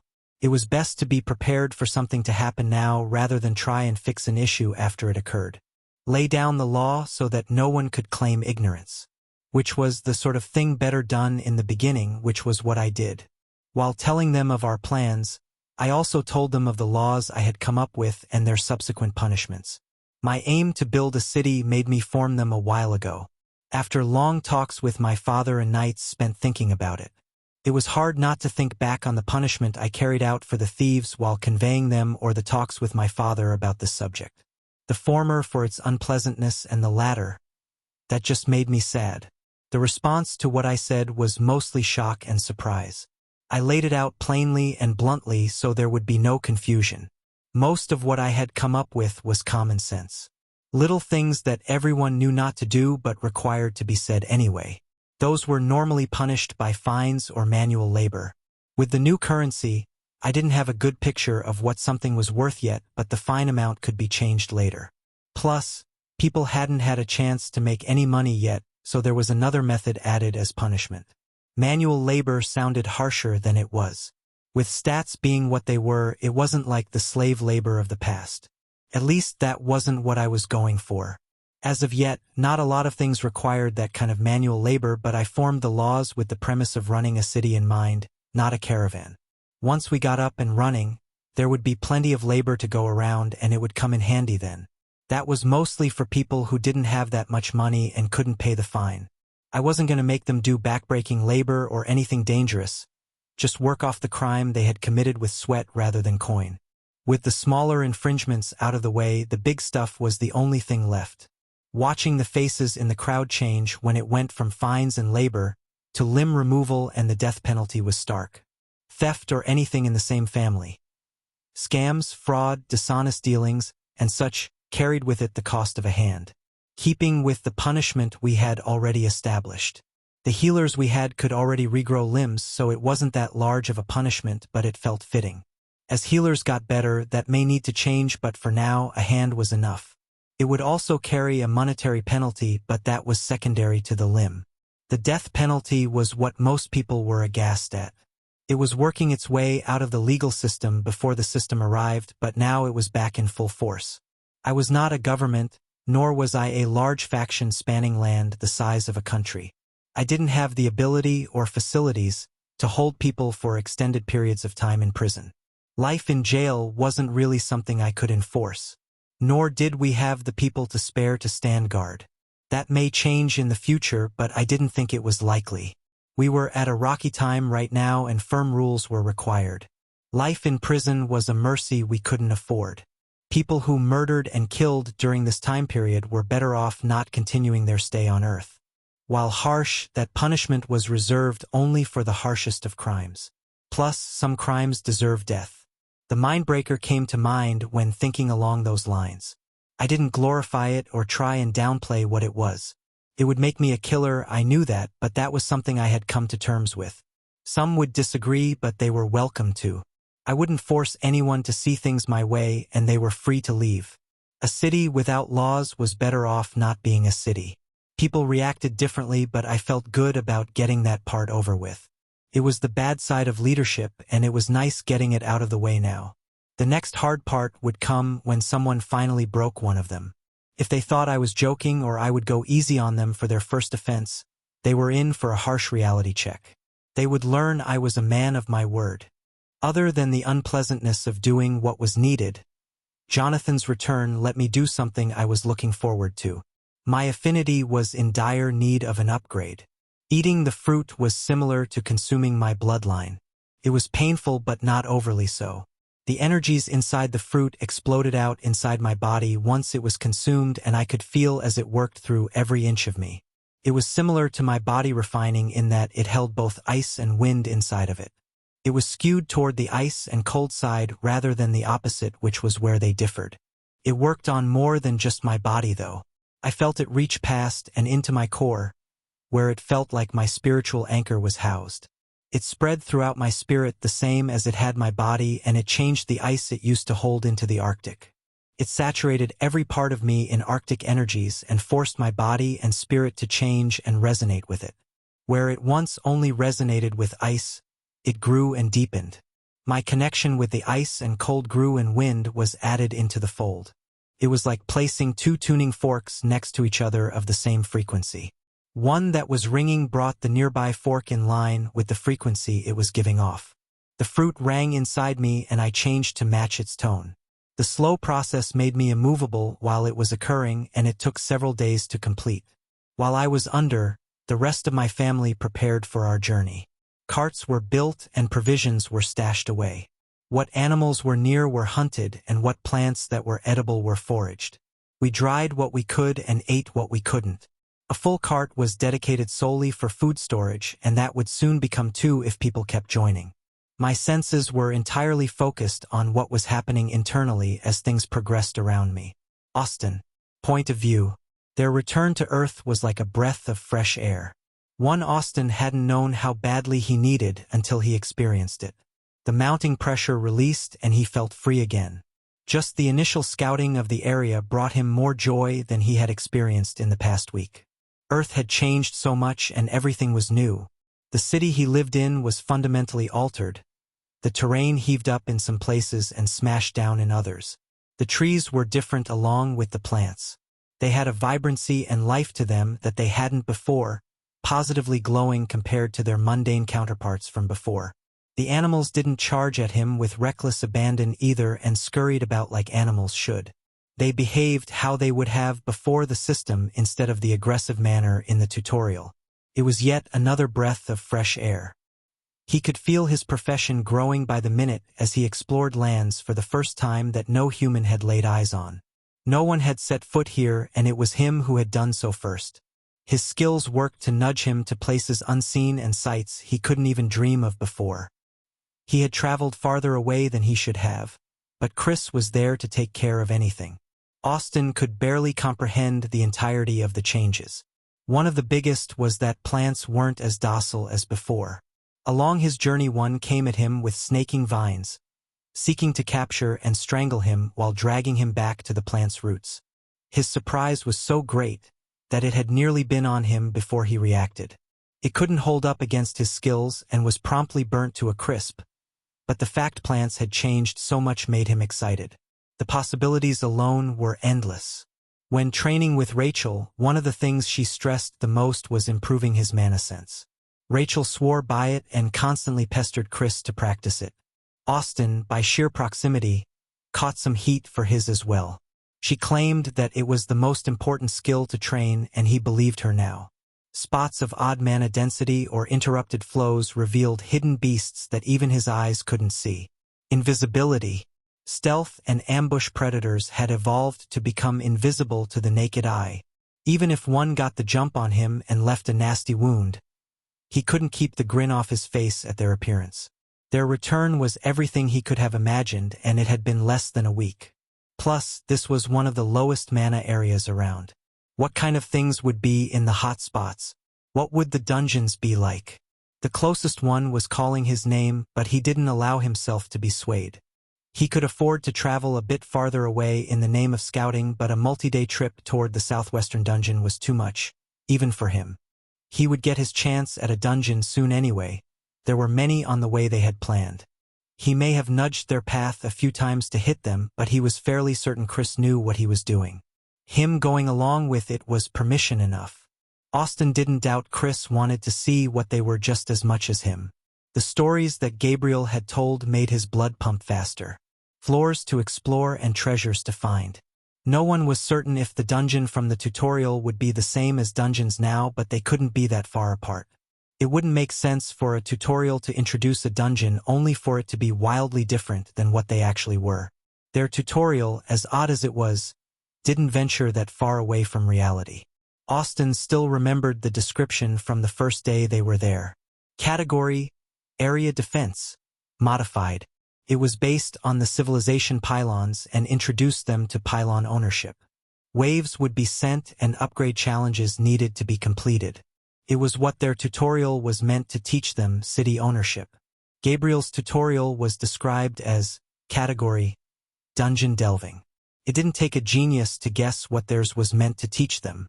The explorer in him wanted to search out different areas of people to see how many different tutorials there were. Each one would give them some much-needed information about the world they found themselves in. Just the two he knew about barely scratched the surface of what was out there. He couldn't tell how he knew or why he was so certain, but there were countless things to see and experience. He couldn't wait to do it all. The multi-month-long trip was like a dream come true. The distance alone they would cover was more than he had ever traveled, even before the system. The farthest from Ohio he had ever seen was the beaches of Florida, and the trip was all highway. This was through miles and miles of wilderness, an entirely different trip altogether. Something in him was growing, and he could feel it inside. The urge to not sit still was getting harder to fight, and he couldn't keep the smile off his face. Everything was so new. Chapter 138. Strong Warriors Don't Cry. Chris. Point of view. With both my affinity and my new wind law, it was time to upgrade a skill that was in desperate need of it. I had held off on upgrading Hail, precisely because I didn't have all the pieces yet. If I hadn't waited, I would have had to upgrade it along its current path and tread deeper along either its ice creation or have it affect a bigger area. While both were decent upgrades, that wasn't the direction I wanted to go with it. The skill had fallen off as I leveled and got more powerful ones, and it was now only used for ice generation mostly. When I first read the description and bought the skill, I imagined an area denial skill or an area of effect around me that made fighting me up close difficult. While it started that way, the skill hadn't really lived up to my expectations of it as I grew. I didn't have enough in intelligence or the mana capacity to spend on the skill to make it effective against the enemies I was fighting. My mana was better spent elsewhere, and Hail, got left behind. There was no need to get rid of it though. There were always ways to push it into what I wanted. I just needed patience. And that patience was about to pay off. There were two main things I wanted to push for during the skill's upgrade, and I had both of those pieces in hand now. The first thing I wanted was to add wind to the skill. So not only would it hail, but it would blow the ice around as well, turning it into a blizzard. I could have done that when I got my wind law, but I wanted a touch more before I went ahead. I waited until my affinity upgraded to add an Arctic touch to it. I didn't only want wind and ice. I wanted the debilitating cold northern winds and the Arctic touch of bone-chilling cold to go along with the ice. A small difference, but a distinct one. Most of my choices for laws and my body refining had this in mind and would help to upgrade the skill along the path I wanted. I didn't do it all just for one skill, that would be short-sighted. No, I wanted to push my overall fighting style in that direction. I had already begun leaning on the environmental effects during the tutorial, now I wanted to solidify that. It was the main reason I chose Hammer of the Jotner over Captain of the Borads. I already had skills like Hail, C, Permafrost Icy Bastion R, and now Sweeping Snow Pushing those skills to upgrade into the pieces I wanted was already more magic than I could currently handle. My mana was not infinite and I couldn't focus on too many different skills that required it. Sweeping Snow New draining cost was already too high for sustained fighting. Building what I already had so all of them synergized was better than replacing them with whatever Captain of the Borads could give. Plus, it would allow me to gain weapon and armor skills which were something I was deficient in. Getting those in E rank would allow me greater freedom of class choice further ahead.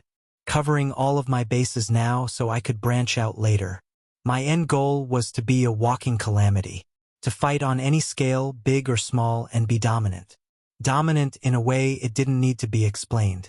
It was a lofty goal, but a person should aim high when dreaming, or what was the point?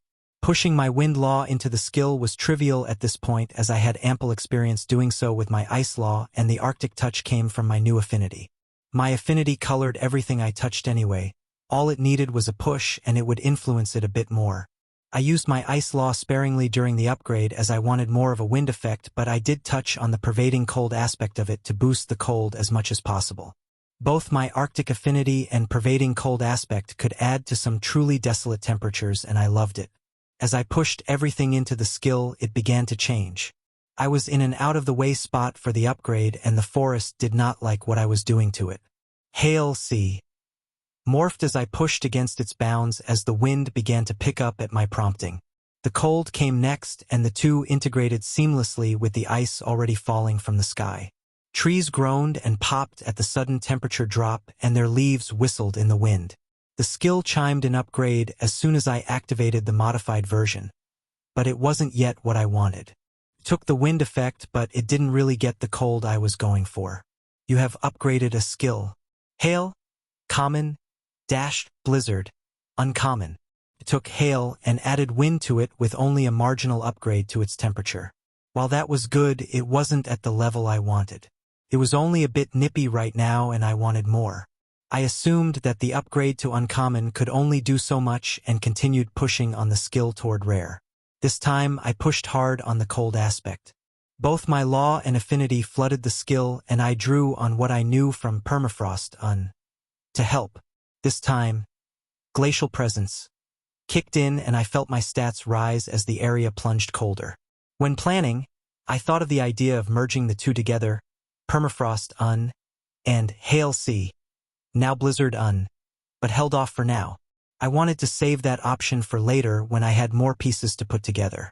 That way, it would be an all-encompassing domain, rather than the patch job it would be with only the two skills. Another chime sounded, and I looked to see if it worked.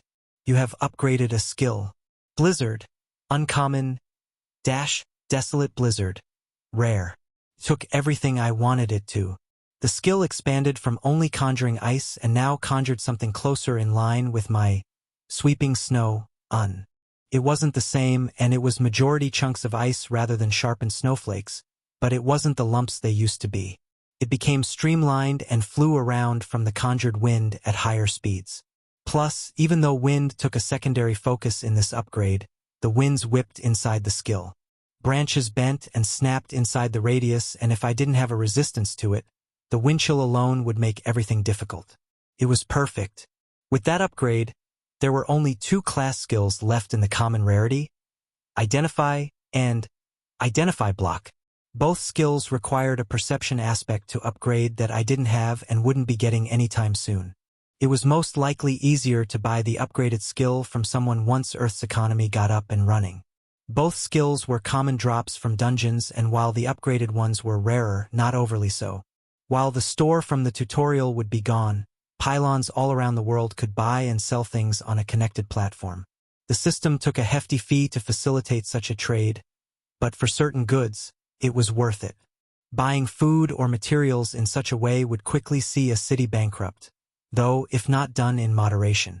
The markup to use such services was steep and raised by an order of magnitude if the product was on a different planet, let alone a different sector of the galaxy. When Abigail was telling me about it in one of the info missives, I nearly choked. Plus, it required something we didn't yet have anyway. We were still a long way off from being able to do anything like that, but the knowledge that it would eventually become a possibility was nice, even if I needed to sell my firstborn child to take advantage of it. With my skill upgraded, there wasn't much else for me to do. My affinity was already done, and I wasn't ready to push anything else yet. I had taken an initial perusal of the mana cultivation technique I got from the tutorial, but it required an insanely high ice mana density and purity that I wouldn't be seeing for a while yet. Seeing that I couldn't do anything with it, I shelved that until I could work on it later. Without anything else to do, I forged what was needed. Nails and bolts for carts mostly, but anything that was required. It was mundane work, but it needed doing. Hal was still out searching for the lead we had on a Beastmaster, and we wouldn't get any more information until he found the man. Without any tracking skills, searching myself would be pointless. I would have just as good a chance to find him by searching as I would by picking a direction and walking. Sensing the waste of time that would be, and the frustration it would involve, I delegated that task to our lead tracker. K.A. Hal. Delegation. The true power of leadership. Sarah. Point of view. Her bow twanged as another arrow leapt from it and into the deer she was stalking, piercing through both lungs instead of the heart she had been aiming for. Sarah sked in annoyance before striding in the direction the deer ran off in. It wouldn't make it far, but the fact it didn't go down immediately caused her displeasure. Her shot was an inch too high and it missed the heart completely, something she was trying to fix. Returning to Earth alone had come with unexpected complications. Complications she was only beginning to feel. Food was her main concern and why she was out hunting. There wasn't a pylon to buy food from or a merchant that sold it like in the tutorial. Plus, there wasn't anyone else around to get it from, which made it fall to hunting for it. Once again, she cursed her luck. The deer didn't even give her a level either, making level 10 seem ever further out of her reach. Finding something she could hunt was becoming harder, as well as everything was higher level than her except for a few isolated finds. More things in the forest would sooner hunt her rather than the other way around. If only things worked out differently. Sarah wished her dad was still here so she wouldn't have to do this alone. That thought persisted after she found the deer and started the gross, but necessary process. Tears welled up in the corner of her eye as she field-dressed the deer, and she fought to keep them from falling. Strong warriors don't cry. She knew what her father would say if he were still here and saw her with tears streaming down her face. The thought reassured her but did little else. It wouldn't bring him back and it wouldn't get food on the table. He was gone and it fell to her to take care of Zach. Once the organs were pulled out and the deer was dressed like her father showed her, she tied it to the stick she had brought to transport it back home. The blood would draw predators and she needed to be far away before they caught the scent. The massive deer dwarfed her small form and she struggled to haul the beast back home. It was easily twice her size and weighed more than her, making it a grueling trip. The only positive was it didn't smell this time. Or it didn't smell as bad this time. Her hand had slipped and the knife sliced through the intestines the last time, making the whole thing that much more miserable. She cried the entire time and the scent stung her eyes the whole way home. Still, she persevered. To not do so was to starve. Tasks like this, ones her father had taken care of before, made her curse him. Everything wouldn't be so hard if he had taken her hunting while in the tutorial. If she had more levels or more skills, things wouldn't be the way they were. Or even a few more stat points and strength and she wouldn't be struggling so much to pull the deer home. Or, if she made it far enough she reached level 10, she could evolve out of her useless class. She had picked it because it was what her dad would pick and she wanted to be just like him at the time. When she was younger, he taught her how to shoot a bow, how to stalk prey, how to skin and dress what she hunted. Then, when she appeared in a magic room being asked to pick a class, there was only one thing she knew how to do. She knew how to shoot a bow, so she picked Ranger. All the good that it did her now. She was barely level 5 and could barely take down a deer anymore. While in the tutorial, her father kept her safe, but he didn't let her fight. Always going out alone and making her promise to stay put. He would go find food while she hid in the shelter they had made. It worked like that for months, and no matter how hard she pressed, he wouldn't let her go with him. "It's too dangerous," he'd say, or, "You're too young." She thought he was exaggerating the danger at first. They were given superpowers. Like from the games she played, what could be dangerous to them? Even as time went on and her father came back with more injuries, with more blood covering him, she begged to come with him. She begged him all the way up until he didn't come back. She waited for days until the pain in her stomach forced her to leave. She didn't know where to go and wasn't familiar with the area she was in. Picking a direction at random, she walked in search of food. From her father's lessons, she managed to survive but did little more than that. By the time the tutorial ended, she was half the weight she went in with and was severely malnourished. Not that she knew that, but everything was harder to do than before and required more effort. Some things she couldn't do at all anymore. She was lucky she could still pull her bow back. Now, when she was returned to her house, she searched all over for where her dad could be. She searched the entire house and the area around it but still couldn't find him. He was right next to her when it happened, yet he didn't come back with her. The only other thing in the house besides her was her little brother. He went on about the special playroom he was in and all the other kids he got to play with. Hearing that made her want to cry even more. He got to spend 3 months playing while she had to fight just to live. But now there was something even worse to survive through. They were all alone in their house and there was no one else to help them. Their father was gone and Sarah didn't think he was coming back. If they wanted to live, they would have to do it by themselves. In a house that was far out in the woods, miles away from any city. For peace and quiet, her father had said when they moved. Even though she wanted to stay in their old house where all her friends were, they packed up and left for the cabin in the woods. Struggling to pull the deer back with her, she tightened her jaw and set her face. The last sniffles quieted and she tried to stand up straighter. Strong warriors don't cry. Chapter 139. Move out. Chris. Point of view. Run that by me one more time. What did he say? I asked. He said to fuck off and leave him alone. Hal repeated. It took Hal a while to find the Beastmaster in question and, apparently, he didn't turn out to be a very friendly guy. Did you explain our offer to him? Yes, I did. Believe it or not, he did not want to go on a months-long trip to northern Canada. Hal answered with heavy sarcasm. I knew the proposition didn't sound very good, which was why I was going to pay him. In goods or equipment we could make from the crafters we had, or if that wasn't good enough, coin when we found out how to acquire it. With our lead on a Beastmaster going up in flames, there was nothing else keeping us here. Everything was already prepared and we were ready to move out. The only thing we were waiting on was if the man would join us. Anyone with any remote connection to anyone present was already gathered, and there was no one else to search for. At least the people that were nearby. All right then, let's load up. My voice sounded out among the camp. We would have to manually pull the carts now, but we were prepared for that. Some final shuffling occurred, but nothing too dramatic before we were ready to set out. Being one of the few who could pull a cart single-handedly, I walked over to the one designated to me. Abigail had asked which one I would pull and added a little more to that one, saying, "You can handle the extra weight." Picking up the yoke, I saw everyone else either pairing up or grouping up around the other carts as well. With everything ready, I announced, "Move out."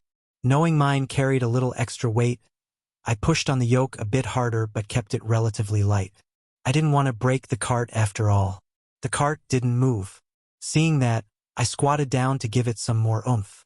What started as mild exertion quickly climbed to moderate before landing on heavy. My muscles bulged as the cart refused to budge. As I pushed harder, I feared breaking it, but it remained sturdy as a rock, barely groaning under the strain. I had to hand it to Braden. I was pushing with over 600 points of strength and the cart was fine. It made me wonder what kind of skills he had to do that, but that could wait until I got the thing rolling. Already, the carts in front of me were drifting away while the ones behind waiting for me to get going. Abigail sashayed up next to me. Having trouble, little brother? I didn't even have to look to know the face she was making. Her playful tone painted a knowing smirk or small smile on her face, even if I didn't look to see it. I just knew it was there. No huff, just admiring the craftsmanship. Pushing harder made me grunt in exertion, but I finally got the wheels rolling, which made everything easier. Even with the cart rolling, the weight was extreme. "What the hell's in here?" I muttered under my breath. I wasn't quiet enough, for I received a response. "Who do you think's pulling Vincent's anvil?" she said with a smile. "What? That thing's heavy as shit. Why isn't he pulling it? He's the one who wanted it." I objected. She seemed unmoved by my objections and just walked on ahead of me laughing, leaving me to huff and puff with my cart. It was bullshit, but I settled in for a strenuous journey. I'm finding a beastmaster as soon as possible. Our trip was mostly quiet. Most were getting used to traveling caravan style, which made things slower, but we made decent time. The forested area we were in made things difficult, but there wasn't anything we couldn't manage.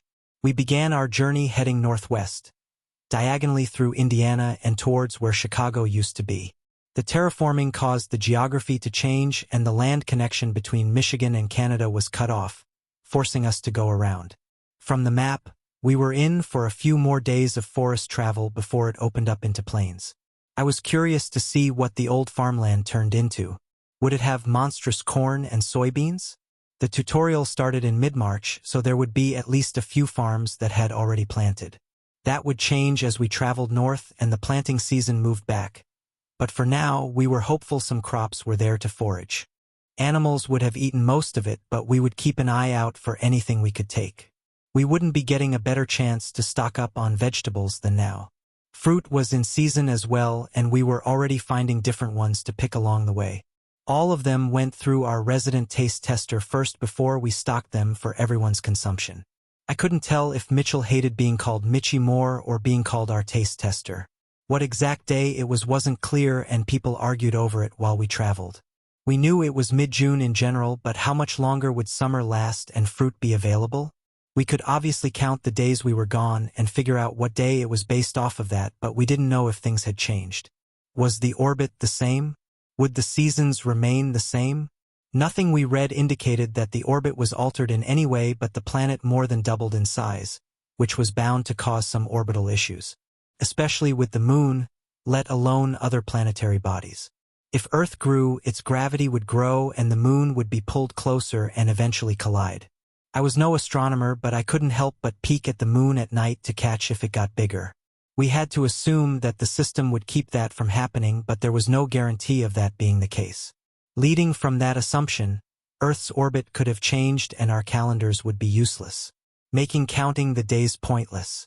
There were probably classes or professions that would be able to figure that all out, but we didn't have any of those, which made for most of our travel discussions. We hadn't even thought of it until someone made an offhand comment about the summer solstice. The 3 months we were gone put us back in the middle of June, and we weren't sure if we were before or after the solstice. That question brought up the idea of if we even had seasons now. If the terraforming could more than double the size of the planet, it could also fix the Earth's tilt. Without our tilt, there would be no seasons. That line of thought led down an even bigger rabbit hole to our tides. If the Earth got bigger, did the moon get bigger? If the moon got bigger, what did our tides look like now? It was another thing we had no way to answer. We were taking it day by day whether or not we were going to die a fiery death the way of the dinosaurs when the moon crashed into us. Austin even made a bet over it, saying he'd put $100 on death by impact. It was nice to have something to break up the long days of travel, even if it was gallows humor. Rick, point of view. Pulling the cart he was assigned made all of his muscles sore. Even with the other people helping pull, it didn't make it less of a chore. When he laid down on his bedroll at night, his entire body ached. He even received 3 points in strength from it. That was absurd. Still, he was ordered to find out information on the group, so that was what he would do. Even if Harris was a raging asshole and deserved what happened, Jack wanted to know more about the group that beat them up. Harris's team was sent out on collection duty, and instead of coming back with treasures and gear, limped back bloodied and beaten up. 2 were even bloody and dripping wet. They told stories of a man wielding a hammer who beat all of them like it was nothing. They weren't able to get an identify on him, but they were certain he was above level 50. After they said that, Jack sent Rick to investigate. There was no way Jack was going to let someone that strong remain unknown. He was already in a fight with the knighthood, and maybe he could sway the new E-ranker to his side to finally gain control of the city. He had been relentless in his fights since returning and most didn't know why. The only reason Rick knew was because Jack and he worked together, which meant they returned to the same room when they came back. As soon as they got back on Earth, Jack made to activate the pylon he had purchased, but nothing happened. Rick couldn't see the system screens that must have popped up, but he could hear Jack mutter while he read them. His skills proved their worth once again. Another free pylon is too close to initiate land ownership? What does the Allen? He must have had the same idea. Ever since, their guilds had been embroiled in near all-out war. Both leaders were pushing to eradicate the other at a fervent pace, and hearing of another E-ranker could tip the scales, pushed Jack into motion.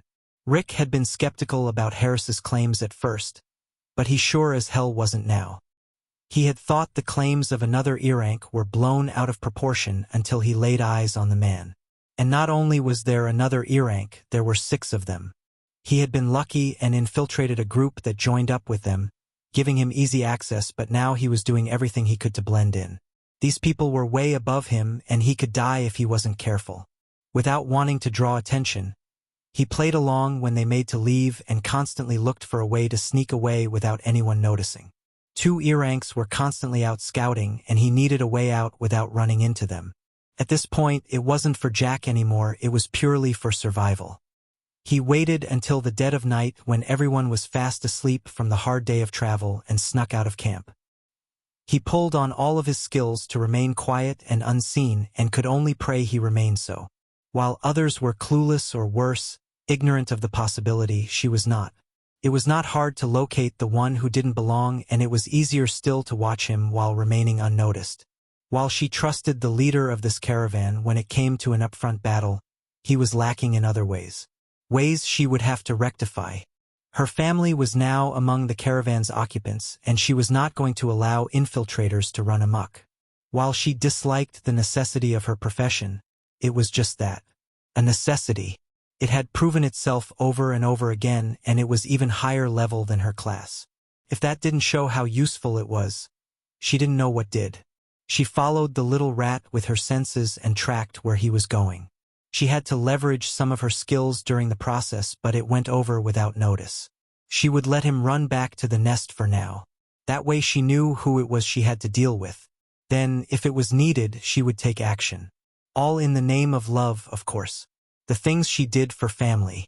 Chapter 140. Back to the basics. Chris. Point of view. We traveled for over a week at the pace we set, and we were making decent time. It was hard to track. The only landmarks we could go off of were rivers and hills, and none of us were expert cartographers. It was easy to confuse one bend of the river with another on the map, or one hill with another. Not that there were a lot of hills we were traveling over in eastern Indiana. Still, we knew the general area we were in, and that was enough. It wasn't like we had a deadline we had to get there by and had to keep to a strict timeline. Most took this time to decompress after a long and trying tutorial. Our camp arrangement at night made our tents within earshot of one another, and it wasn't hard to pick up on sniffling or silent sobbing. Those with higher perception had it worse and could hear other activities. With everyone reuniting and families coming back together, couples found ways to spend their time. Both were things that were heard but not talked about. Personally, I felt it was a good gauge of the atmosphere and symbolized what people were going through. While grief was like a heavy fog sticking around us as we traveled, some happier notes played from within. The fog would clear eventually, little candles of happiness and joy burning it away one smile at a time, marching forward one step at a time. Some in our caravan lost everyone. There was one woman who lost both parents, all her siblings, and her significant other. She was nearly catatonic when she came back to realize all of them were gone. I couldn't imagine it. I was working through my own issues during this time, and it was going. I didn't know how else to describe it other than going. Every time I felt like I was ahead, all it took was rubbing my finger on the ring I now wore to bring me back down. Other than that, the journey was uneventful. Felt like a mixture of hiking and camping mostly. Only I had to pull a massive cart full of weights, but other than that it felt oddly normal. One thing that popped up while traveling was an unexpected problem, and I couldn't figure out if it was a good or bad problem to have. I was getting antsy. My body was ready for a fight and twitched at the smallest of sounds or perceived movements. This was the longest I had gone without a fight, and it was wrecking my nerves. The tutorial conditioned me into the regular intervals of the waves, and it was jarring to get used to going without the coming fights. Plus, a part of me wanted a fight. That was another thing I wasn't sure was good or not. A downside of not being hand-delivered a training regimen every 3 days was I had to find it elsewhere. We weren't in a high mana area, which meant the beasts weren't high enough level to be a challenge. It wasn't even training to go after those. Going from fighting endless waves of monsters to only fighting one felt like a joke. It was barely enough time to build up steam and feel like I was in battle before the thing was dead. And that was me trying to prolong the fight. Without any other options, personal training was my last resort, which was something I hadn't done a lot of during the tutorial. Gabriel helped me get into it, though, and made the whole thing a lot easier. He had been training this way throughout the tutorial and guided me through the process. I would train my skills throughout the day and then go into the dungeon to test things or to solidify my understanding, not what you were doing. It sounds like you leaped head first into the fire and prayed you came out alive, he said after hearing what I did to upgrade my skills or train. Now, while I said I didn't train by myself a lot, that didn't mean I never did it. When I first got ice manipulation it was a main staple of my time to train the skill. Temperature battles with Rachel were another way to train it. She was also big into the mana sense training and tried to beat it into me every chance she got. She was so much better at it than me, which made it hard to get enthusiastic about it. Still, having another person with an ice law led to some interesting training for both Gabriel and me. Rachel and I would fight over temperature using our respective affinities, and while that was similar to what I was doing now, it was still different. Temperature was a byproduct of utilizing my affinity. It wasn't the main part. Cold was a huge part of it, but ice would always be its heart.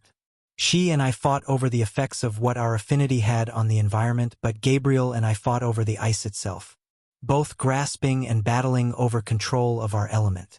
It reminded me somewhat of when the wind chamber got so powerful that the winds fought me for control over the ice I was holding.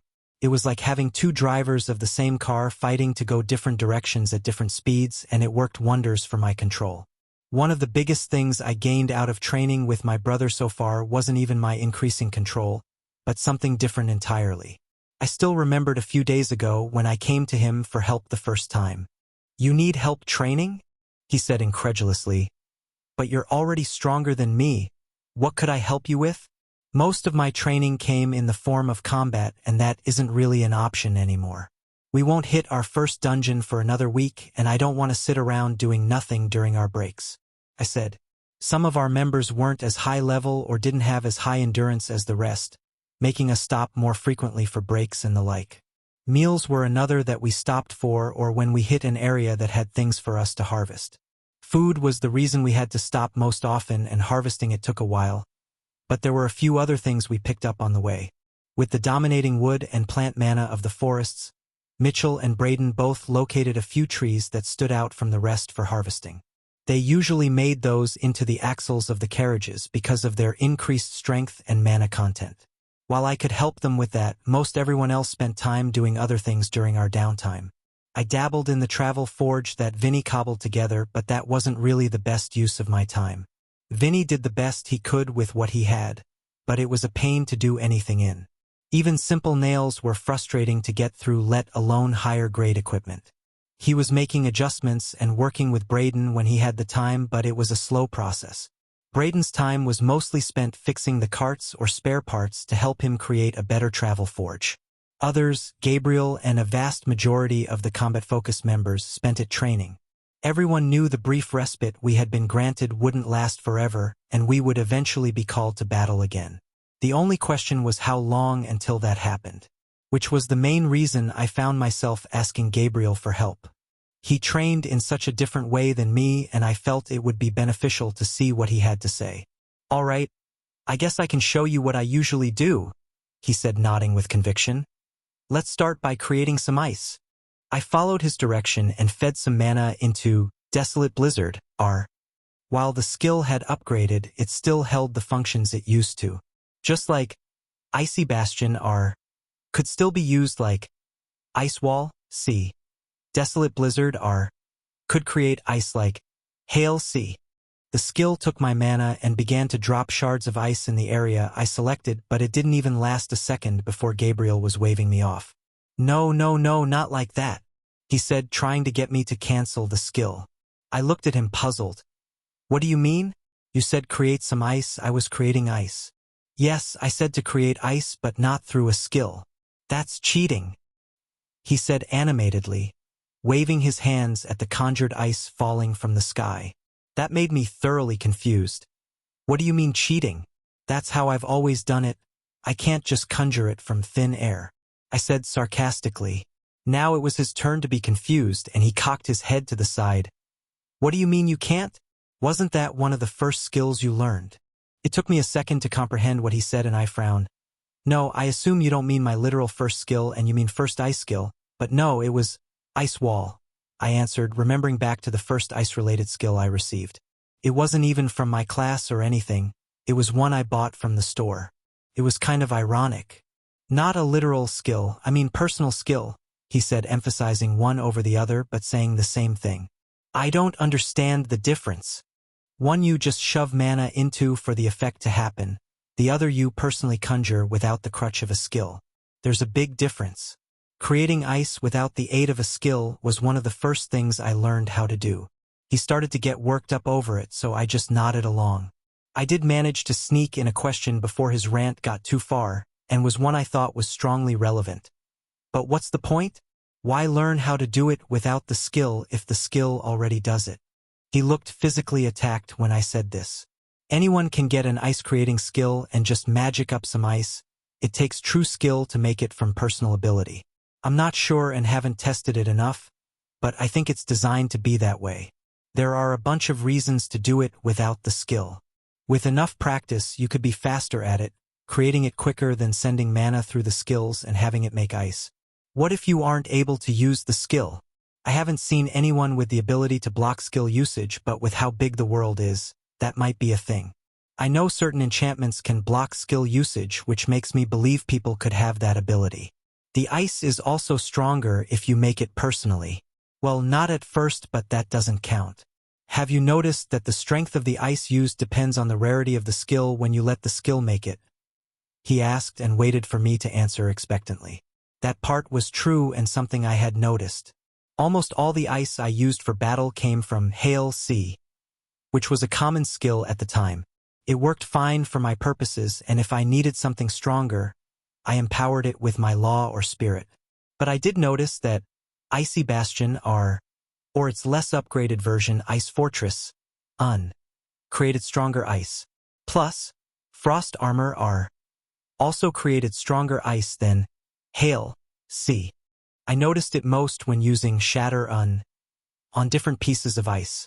Shatter seemed to work better and explode more violently on stronger ice, which made the skill more effective when used in conjunction with Icy Bastion and Frost Armor. Before Gabriel ran out of patience, I nodded to his implied question. If you create it yourself, you don't have to worry about that. Plus, if you train the ability enough, you can even make better ice than your skills. I think this system has a lot of different things like that, where it does things for you, but you can also do it without its help. He had been kicking that idea around ever since our information exchange. He and my mother weren't as free with tutorial points as we had been and weren't able to buy as much information from the store. We knew from an alien lecture that you could level manually, increasing in level without the aid of the system, and you could evolve without it as well. Ever since, Gabriel championed his theory that doing things manually, or at least learning to do it manually, should be a priority. Not everything, and certainly not right now, but starting with smaller things would help people build up to the bigger, more important ones. Some would have to learn the skill. If they didn't have the needed requirements, they would have to either do it themselves or live out their remaining lifespan forever barred from the next rank. Starting with creating ice using personal ability instead of a skill seemed like a good first step. I wasn't sure if I would ever level manually or anything like that, but he made good points about needing to create ice on my own. All right, how do I do it? I asked. Gabriel got excited before calming himself into a more lecturely tone. First, let's go back to the basics. End of chapter 140.